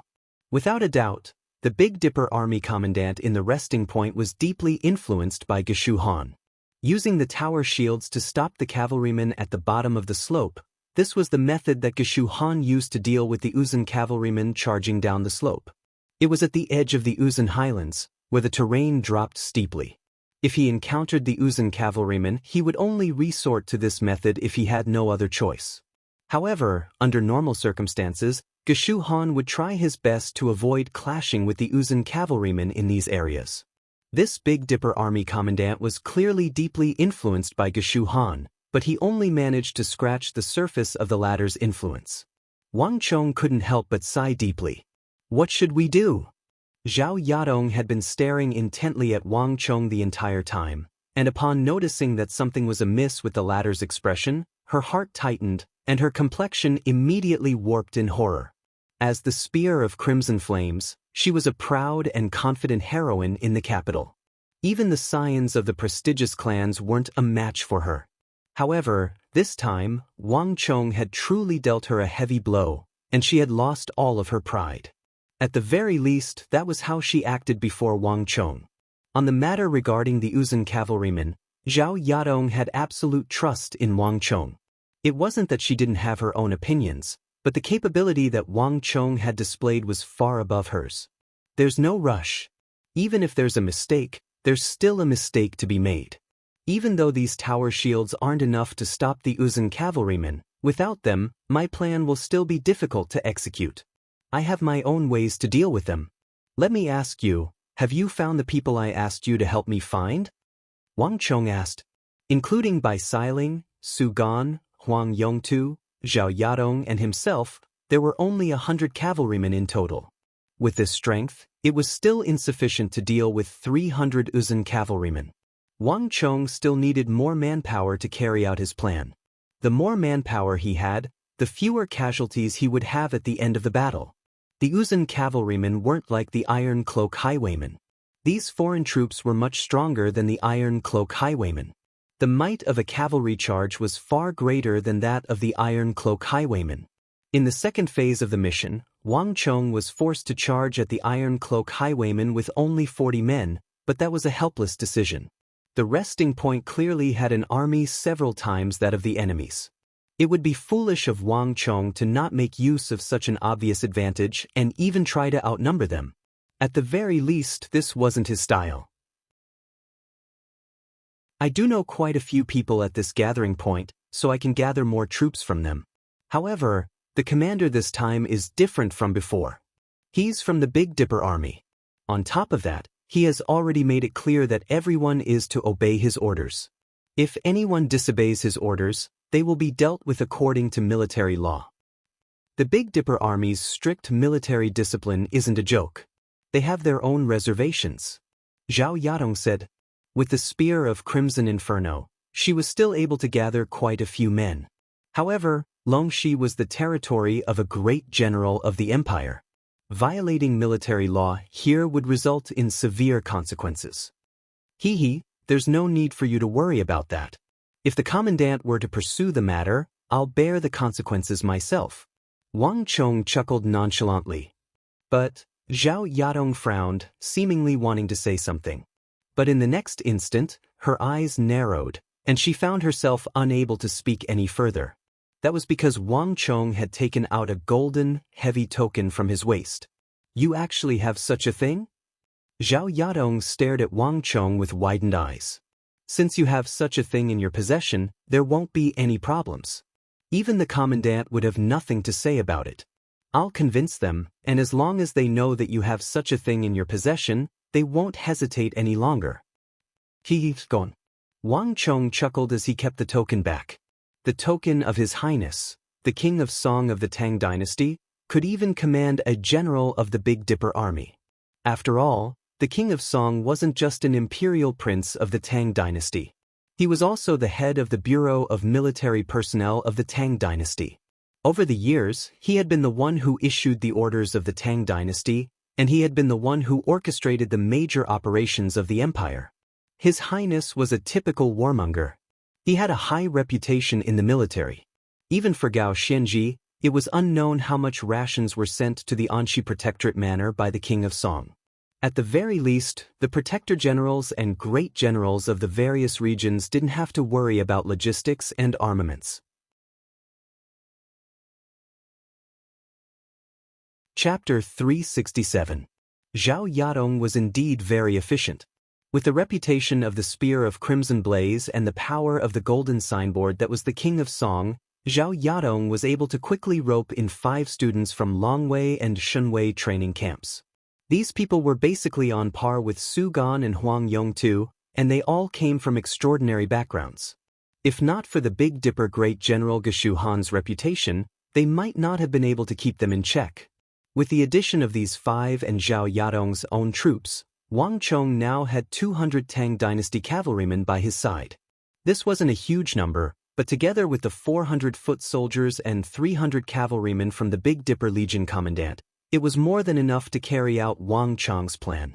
In truth, with just these 200 Tang Dynasty cavalrymen, Wang Chong was confident that he would be able to scatter the Uzun army at the top of the mountain. A mountain range rose steeply from the ground, and the mountain was shrouded in mist. At the foot of the mountain, 10 soldiers and horses were gathered together, and on the backs of the horses, there were 10 extremely handsome young men and women looking up and sizing up the mountain range. The mountain was extremely beautiful. Verdant and lush, it was like a painting. But when they thought about the 300 ferocious Uzun cavalrymen hiding at the top of the mountain, none of them were in the mood to appreciate the scenery. The terrain is steep, making it easy to defend and difficult to attack. As long as a few of the Uzun cavalrymen charge out at the top of the mountain, we'll be doomed. Furthermore, after a few days of loitering here, these Uzun cavalrymen should have a deep understanding of the mountain by now. On the other hand, outsiders like us are the ones who have just arrived, so our understanding of this place is inferior to theirs. The one who spoke was a young man of around 21 or 22 years of age. He had a tall figure and the back of an ape, giving him a valiant appearance. His every movement carried the demeanor of a scion, and he looked very elegant. This person was called Fang Xianying, one of the students from the training camp that Zhao Yadong had called over. Unlike Zhao Yadong, he was originally from Shunwei training camp and did not know Zhao Yadong at all. He had participated in a few operations with Zhao Yadong, and they had been defeated by Uzun's men. One time, Zhao Yadong had even saved his life. Thus, they had slowly gotten to know each other better. This time, he was going to leave, but when he heard that it was Wang Chong of the Wang family in the capital who invited him and that he had the token of the King of Song, he decided to stay. Although he was much older than Wang Chong, Fang Xianying's words were very appropriate. He didn't look down on Wang Chong because of this. Instead, he treated Wang Chong with respect. The Fang family in the capital was also an aristocratic family, but it was still a far cry from the Wang family in the capital. And when the children of aristocratic families dealt with each other, they never looked at one's age. Right now, in Shangjing, the name of Wang Chong was like the sun in the sky. Everyone knew that even though he was the youngest, he was deeply favored by Duke Jiao and the emperor. In the future, he would inherit the Wang family's influence and legacy.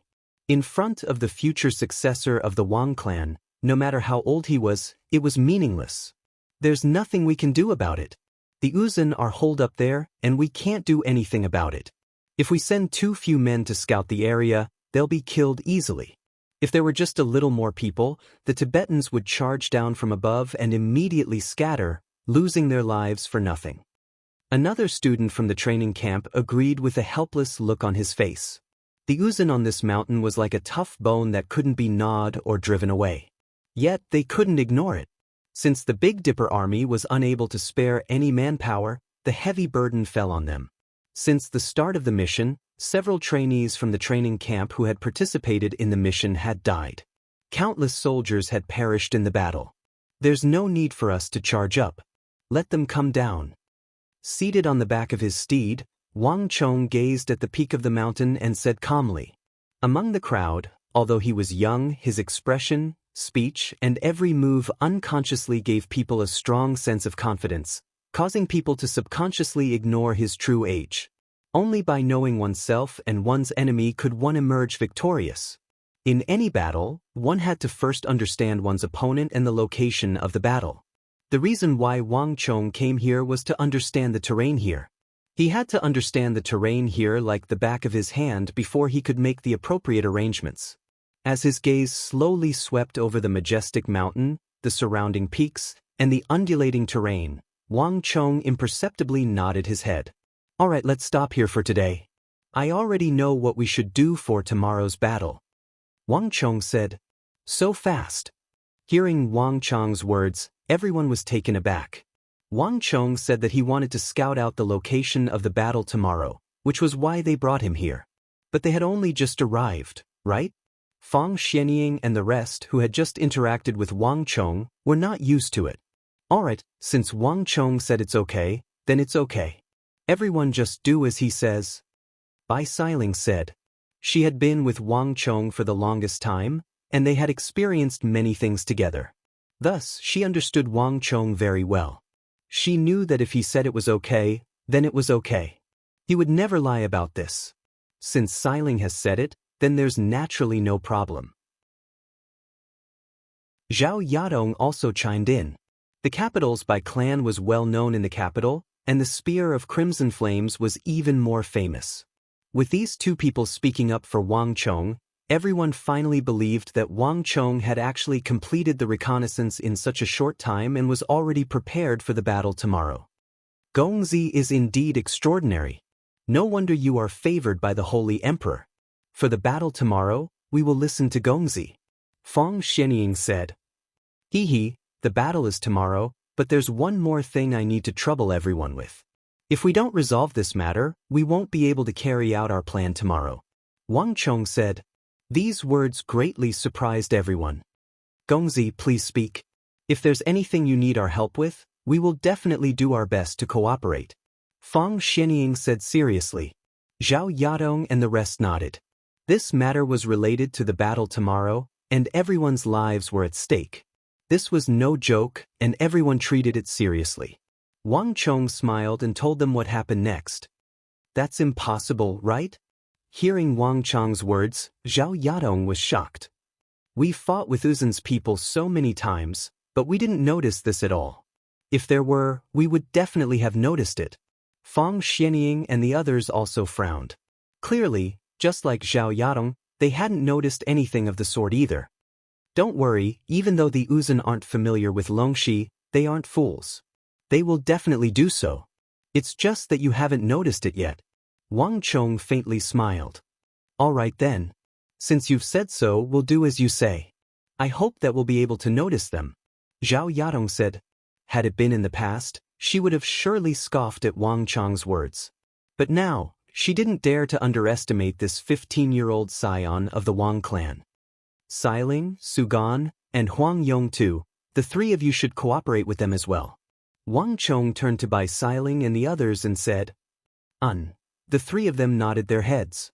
As they had just arrived, they didn't have the slightest understanding of the terrain around the gathering point. In this aspect, they could only assist them from the side. Following which, everything went according to Wang Chong's plan. The 200 great Tang cavalrymen spread out and formed a huge net around the resting point, shrouding the entire area. Time unknowingly passed. From morning to afternoon, the sun gradually set in the west. The 200 cavalrymen patrolling the area around the resting point were still unable to find anything. Wang Chong, don't you think you're making a big deal out of nothing? The strength of the Uzun soldiers far surpasses ours, and they've crushed us 4 times in a row. Under such circumstances, do you think that there's a need for them to send out scouts to spy on us? Outside the resting point, a few steeds were gathered together. Bai Xiling was the first to speak up. It wasn't that she didn't trust Wang Chong, but more than half a day had already passed. There wasn't a single Uzun scout around the resting point. The difference between the Uzun soldiers and those from the Central Plains was simply too great. It was impossible for them not to notice their presence. Or perhaps, the Uzun scouts will only come out at night? You said it yourself, they don't dare to leave the mountain easily. Zhao Yadong also tried to sound them out, using a more tactful approach. It wasn't that she didn't believe them, but she and Fang Xianying hadn't seen a single Uzun scout around the resting point for so long. It was only because they heard Wang Chong mention it that they did so. If it were anyone else, they would just laugh it off and not take it seriously. Don't worry. They'll come. I've observed the terrain there. The weather is humid, and there will be clouds in the morning. But I've asked you before, there were 3 attacks, 1 early and 1 late, but the Uzun attacked almost all of them when you were gathering at the foot of the mountain. There are clouds in the morning, and they're obscured by the mountain peak, so we can't see them at all. And the wind is strong on the mountain, so we can't necessarily hear the sound of horses' hooves. If there aren't scouts scouting outside, it's impossible for them to know so clearly. I've told you long ago. The Uzun might not be familiar with the geography of the Tang dynasty, but they're not idiots. Before the troops and horses move, the rations and fodder move first. The ones who move before the troops and the rations are the scouts. Regardless of whether it's the Tang dynasty or other countries, it's impossible for them not to send scouts. This is common sense. Wang Chong said calmly. Although his voice was gentle, it was unquestionable. Wang Chong didn't order them to hunt down the Uzun scouts just to suppress them. Only by knowing oneself and the enemy can one emerge victorious. If they didn't get rid of these Uzun scouts and let them roam around, they would be able to find out all their secrets. That was why Wang Chong said that if they didn't solve this problem, they wouldn't be able to carry out their plan tomorrow. Everyone's mouths were agape, but they couldn't say a word. Especially Zhao Yadong, who was dumbfounded. When Wang Chong asked her 3 days ago, Zhao Yadong told him everything she knew. But she didn't expect that Wang Chong's questions would be related to this. Chapter 368. At this moment, Bai Xiling really felt some pity for Zhao Yadong. She knew how Zhao Yadong felt at this moment, because she had experienced the feeling of being an idiot before. One must know that when she and Wang Chong were dealing with the Iron Cloak highwaymen, Wang Chong was even able to scheme against the fleeing highwaymen. Back then, she thought that he had forgotten about it. Who could have thought that he would actually make use of those highwaymen to open the door to Iron Cloak Li's treasury? Even though this matter had happened a long time ago, it still left a deep impression on her. However, what was slightly better than Zhao Yadong was that she had been through life and death with Wang Chong, and they had gone through many life and death situations together. As such, she was already used to his actions. However, this was clearly the first time that Zhao Yadong was experiencing it. Alright, Yadong, don't think too much into it. Just think about it. Longshi's Geshu Han, Anshi's Go Xianji, and Qishi's Fuming Lingcha all flew into a rage because of him. They gathered their people to kill him, and it's only natural that half of the imperial court is turned upside down by him. Bai Xiling patted Zhao Yadong's shoulders as she said. The Zhao clan's spear of crimson flames was a well-known figure in the capital. Countless youths of the prestigious clans had knelt before her, but they had all been looked down upon by her. But before Wang Chong, she had suffered 2 consecutive defeats. At this point, Bai Xiling was starting to doubt whether she had made the right decision in introducing Zhao Yadong to the 3rd gathering point. Alright, since Wang Gongzi has said so, let's just do as he says. Perhaps it was Bai Xiling's words that had worked, or perhaps it was because she had recalled Wang Chong's shocking past. Zhao Yadong felt a little better. After saying those words, the crowd dispersed and went back to work. However, just as Wang Chong and the crowd dispersed, no one noticed that a pair of wild, invasive, and murderous eyes were observing everything around them and slowly approaching the important resting point. The area around the resting point was heavily guarded by a forest of spears and axes. The surroundings were densely packed with soldiers from the training camp who had been summoned from all over the place. However, no one noticed this figure. His movements were slow, and one could even say that he was unhurried. Because this was not the first time he had come to this place. The layout of the entire resting point, the distribution of each sentinel when they would change shifts, where the command camp was located, how many experts there were, where the armory was. He knew everything like the back of his hand. He was even more familiar with this place than many of the trainees who had been here for a long time. There was even a time when he followed the cavalrymen here for a meal. But no one noticed him. A bunch of dead people. By tomorrow, all of you will be dead people. No one can stop the cavalry of the Uzan Empire. How dare you think of fighting us at the foot of the mountain? What a bunch of idiots. The figure walked calmly. This was not the first time he had been here. He had been here a few days ago. There was nothing worth paying attention to. They were just a bunch of people who came to die. He had even found out when they would move and how many people they would bring. But these people knew nothing. They still thought that they were staying at the top of the mountain, quietly waiting for them to attack. Just wait. You are just the beginning. The current Tang dynasty is no longer the Tang dynasty of the past. When the Prime Minister completes the last batch of enlistments, it will be time for us to cross Longxi and conquer the Divine Continent. Funny that you still don't know. The figure sneered in his heart. The previous Tang dynasty was extremely powerful. An army of 10,000 could conquer an army of 100,000, 100,000, or even 100,000. But the current Tang dynasty was no longer as warlike and valiant as before. Peace was the thing that could wear down a person's willpower the most. The strong winds of the highlands tempered the most powerful warriors. Soon, the banner of the great Highland Eagle would flutter across the entire Divine Continent. The people of the gods would rule the entire Central Plains. With this thought in mind, the figure slowly approached the resting point. He carefully listened to every word of conversation, every word of complaint, and even the yawns of the sentries. Here, he could come and go as he pleased, as if he had entered an uninhabited land. Just as he was thinking and feeling proud of himself, the figure suddenly felt alarmed. He felt as if he was being watched by a sharp gaze. That figure's heart skipped a beat, and he subconsciously glanced over. In his line of sight, he saw a youth who seemed to be only 15 or 16 years old staring at him. Although it was just a glance, his gaze was unbelievably sharp. Just as the figure was feeling uneasy, wondering if he had exposed himself and aroused the youth's suspicions, the youth's gaze quickly shifted elsewhere. It was as if he had just glanced at him unintentionally. In fact, that was indeed the case. The figure realized that the youth had already walked past a young beauty dressed in red. Zhao Yadong, wait up. He heard the youth call out the lady's name. What's wrong? Zhao Yadong, who had already walked far away, turned around with a look of surprise. She didn't understand why Wang Chong suddenly called out to her. I just remembered that I forgot to tell you something. Wang Chong rode on his warhorse and galloped over. What's wrong? Zhao Yadong turned around with a curious look on her face. I forgot to tell you.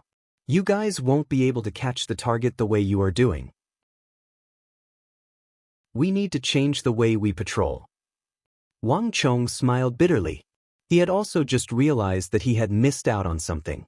Based on how Zhao Yadong and the rest were acting, they probably wouldn't be able to find anything even after an entire day. Outside the resting point, many cavalrymen were shuttling back and forth. Wang Chong became one with his horse and crossed a fence outside the resting point, heading in Zhao Yadong's direction. Just as he passed by a cavalryman whose armor was stained with blood and seemed to be severely injured, Wang Chong's eyes narrowed as a sharp killing intent burst forth from his eyes. You've got guts. How dare you come here? This roar was like rumbling thunder, reverberating through the entire resting point.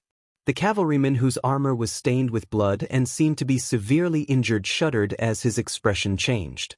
Boom! Right at this moment, the air trembled as Wang Chong became one with his sword and launched an attack. 8 steps of the furious flood dragon. Wang Chong's long hair fluttered in the wind as he executed a killing move right from the start. The might of the 8 steps of the furious flood dragon was unleashed to the extreme. Dragon roars reverberated in the air as 8 flood dragons appeared from 8 different directions, surrounding the suspicious-looking cavalrymen. There was a deafening roar in the air. Out of nowhere, a large and sturdy white cow appeared around the cavalrymen. A milky white ring of light vibrated out from beneath the cavalryman's feet, whistling out in tandem with his surging gang energy. Boom! Wang Chong's Wuzi steel sword pierced through the cavalryman's stellar energy, piercing through his chest from the front and out from the back. At the same time, that person took a blow from Wang Chong's sword to force Wang Chong back. The warhorse neighed. Almost at the same time that Wang Chong was pushed back, the cavalryman became one with his horse and leaped forward like a bolt of lightning. The milky white halo on his body extended to the warhorse's feet as he fled like a bolt of lightning. Stop him! Before Wang Chong landed on the ground, he slapped the ground with his palm and immediately used the momentum to bounce back, leaping back onto the white-hoofed shadow's back. This person was far more powerful than he had imagined, and his reaction and decisiveness were even more so. Wang Chong's attack had originally been aimed at his heart, but that cavalryman had actually managed to forcefully avoid his vitals in such a short period of time. He had used his right chest to clamp down on Wang Chong's long sword and then sent him flying with a palm strike, buying himself time to escape. From the moment Wang Chong made his move to the moment he sent Wang Chong flying, only a split second had passed, yet he had managed to rapidly increase the speed of his warhorse. His horsemanship was simply astonishing. Boom! The area outside the resting point was in chaos. The crowd had yet to understand why the students of the training camp would attack their own cavalrymen, but they soon realized that the cavalryman who had been attacked was actually fleeing in panic.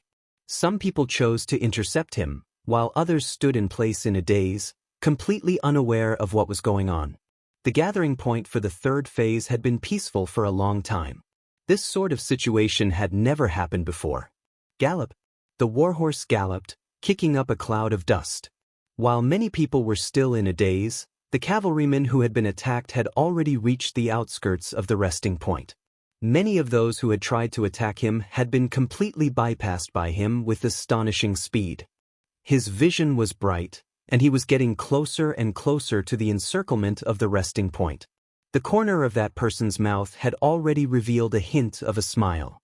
Although he had no idea why he had been discovered, he had still managed to escape in the end. Although the Tang dynasty had the advantage in numbers, they still couldn't do anything to him. Just as the corner of that person's mouth revealed a hint of a victorious smile, he suddenly heard a low, cold snort from a woman. It was arrogant, disdainful, and elegant, like a phoenix in the clouds overlooking an ant in a swamp. Do you think you can escape? Do you think you can leave without my permission? That cold voice rang in that person's ears. The voice was neither loud nor soft, but it was clear and distinct. That person's entire body trembled, and he subconsciously felt a strong sense of danger. He wanted to reach out and pull the reins to go around, but he didn't know when, but he couldn't feel his fingers anymore. He wanted to squeeze the horse's abdomen, but he found that his lower body was ice cold. In a daze, he felt as if something had flown up. Only then did he realize that it was actually his own head. Neigh! The warhorse neighed and galloped past him. Looking at the headless corpse on the horse's back, that person suddenly realized that he was already dead. So fast, as this thought flashed through his mind, his head spun and flew higher and higher. In the last moment, that person saw a large, maroon horse, and a valiant and formidable-looking woman in red riding on its back.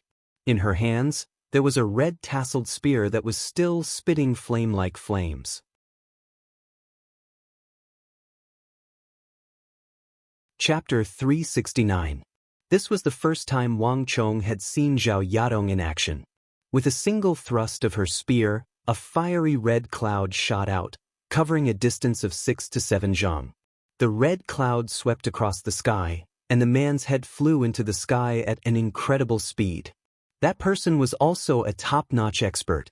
He was able to dodge Wang Chong's 8 steps of the furious flood dragon, but he couldn't dodge Zhao Yadong's spear at all. His thick stellar energy was also destroyed in an instant by Zhao Yadong. It could not even withstand a single blow from Zhao Yadong. So fast. Wang Chong thought to himself. It wasn't that the person's reaction was too slow, but that Zhao Yadong's spear was too fast. Even if it were Wang Chong himself, it would be hard for him to block it. The Zhao family's spear technique is indeed powerful. At this moment, Wang Chong finally witnessed the might of the Zhao family's Crimson Flame Spear. In private, Bai Xiling had said that Zhao Yadong had a move that surpassed her cultivation level and was even more powerful than her. At that time, Wang Chong had dismissed it with a laugh. But now, it seemed that he was right. Bang! His head flew high and landed on the ground with a loud thud. It was like a huge rock falling into a calm lake. Only then did the crowd around the resting point react. What's going on? Why are they killing each other? Are these guys crazy? Capture them and punish them according to military law. Bastard! Do they even have a shred of military discipline? The crowd around the resting point was in an uproar. Everyone was furious. In front of so many people, these people actually dared to kill their own cavalrymen. What the lunatic! The crowd gathered around them. A few of them ran straight into the resting point. As for the others, their faces were filled with horror when they saw the blood and corpses on the ground. Soldiers killing each other was a serious crime in the army, punishable by death. Zhao Yadong's expression wasn't too good either, but she still managed to maintain her composure. She simply raised her head and looked at Wang Chong with a questioning gaze. She had only acted because she heard Wang Chong's words. As for why she had acted, she had no idea. He still trusted Wang Chong. Even though there was a huge commotion outside, Zhao Yadong believed that Wang Chong definitely had his reasons. Protect Wang Gongzi. Seeing that the situation was disadvantageous to Wang Chong and the others, Su Gan, Bai Xiling, and the others reacted swiftly and rushed in Wang Chong's direction. To be honest, they were just talking about the Uzun scout. No one understood why Wang Chong would suddenly attack a cavalryman. They were still in a daze. However, they and Wang Chong were already on the same side. No matter what, their first reaction was to protect Wang Chong. After all, they knew that Wang Chong was the direct descendant of Duke Jiao, a top-notch existence in the prestigious clans. Wang Chong, you've gone mad. Bai Xiling urged her horse over. She was so anxious that her eyes were about to turn red. It wasn't that she was afraid of causing trouble, but she was worried for Wang Chong. She couldn't understand why Wang Chong would do such a thing. It was as if he had completely lost his mind. Don't panic. Seeing Bai Xiling's anxious expression, Wang Chong felt both touched and amused. This silly lass really thought that he had gone mad. Before we panic, let's see who that fellow is first. Wang Chong said. He urged his horse forward, and with a flick of his right index finger, ping. A surge of sword chi flew out and struck the helmet of the cavalryman's head accurately. The head on the ground was originally lying face down. However, after being flicked by Wang Chong, it rolled a few times and immediately revealed a ferocious face with rough skin. Buzz! In just a short period of time, the originally excited crowd suddenly became deathly silent. First, it was the innermost layer. Then, the entire area around the resting point fell into a deathly silence. Even Zhao Yadong had a look of shock on her face, let alone the others. Listen. No one had expected that the Tang Dynasty cavalryman they had just killed would suddenly turn into an Uzun man. The head on the ground was clearly different from that of a Han. That kind of lacquer-like red was a typical Uzun plateau red. Zhao Yadong had not expected that the person Wang Chong wanted her to kill was actually someone from Uzun. What's going on? Bai Xiling was also stunned. She urged her horse over and jumped down from the lower half of the cavalryman's corpse. With a light kick of her right leg, the armor on the cavalryman's body was immediately undone. Underneath the standard Tang Dynasty armor, the outer layer was peeled off, revealing a typical Uzun cavalryman's dark red sackcloth. Everything couldn't be any more obvious. No Uzun man would come to this place. This was an Uzun scout. Furthermore, it was an Uzun cavalry scout disguised as a Tang Dynasty cavalryman.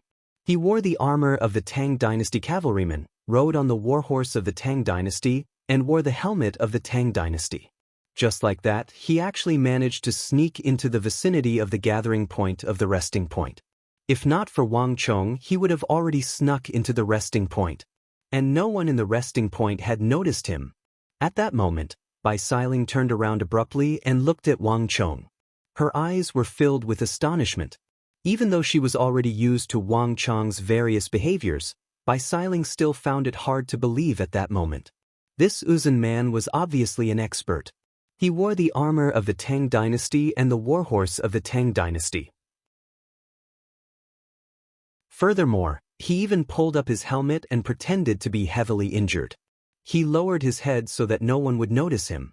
From the outside to here, it was as if he had entered a deserted area until he met Wang Chong. Bai Xiling couldn't figure out how Wang Chong discovered him. From his position, he shouldn't have been able to see his face at all. Zhao Yadong was even more shocked than Bai Xiling, because she was the one who killed him. She had never expected that Wang Chong would stop her because he wanted to kill an Uzun scout. What's going on? What in the world happened? A loud voice suddenly sounded, and heavy footsteps sounded. A powerful aura swiftly appeared in everyone's perception. Behind the resting point, a few tall and muscular axemen walked out with widened strides, accompanied by an authoritative figure. That authoritative figure swept his gaze across the area, and the atmosphere in the resting point abruptly changed. The riders and the trainees of the training camp lowered their heads unconsciously, showing fear in their eyes. At the same time, Wang Chong also retracted his aura, lowered his head, and tugging on the reins, he walked to the side of Su Gan, Huang Yongtu, and the others. What's going on? Does no one know what's going on?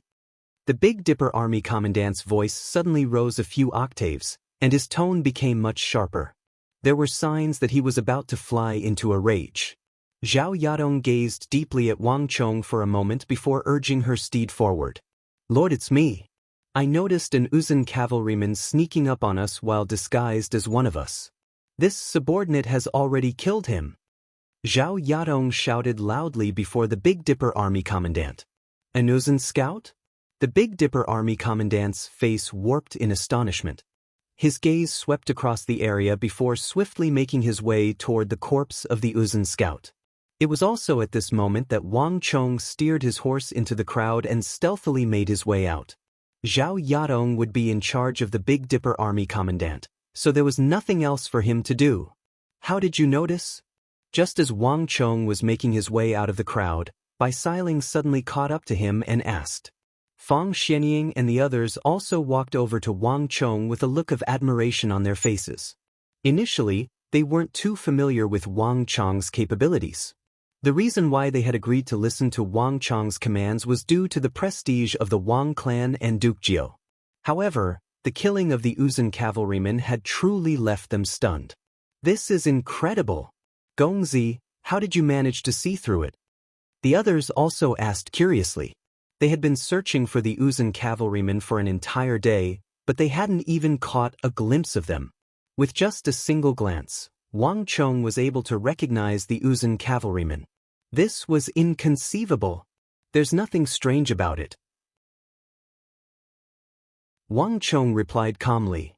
It's certain that the Uzun scouts have been dispatched. It doesn't make sense for them to be nowhere to be found even after such a long period of time. It would have been difficult to find them through normal means, but the fact that the Uzun scouts were able to obtain intelligence from us can only mean one thing. They aren't using normal methods of spying at all.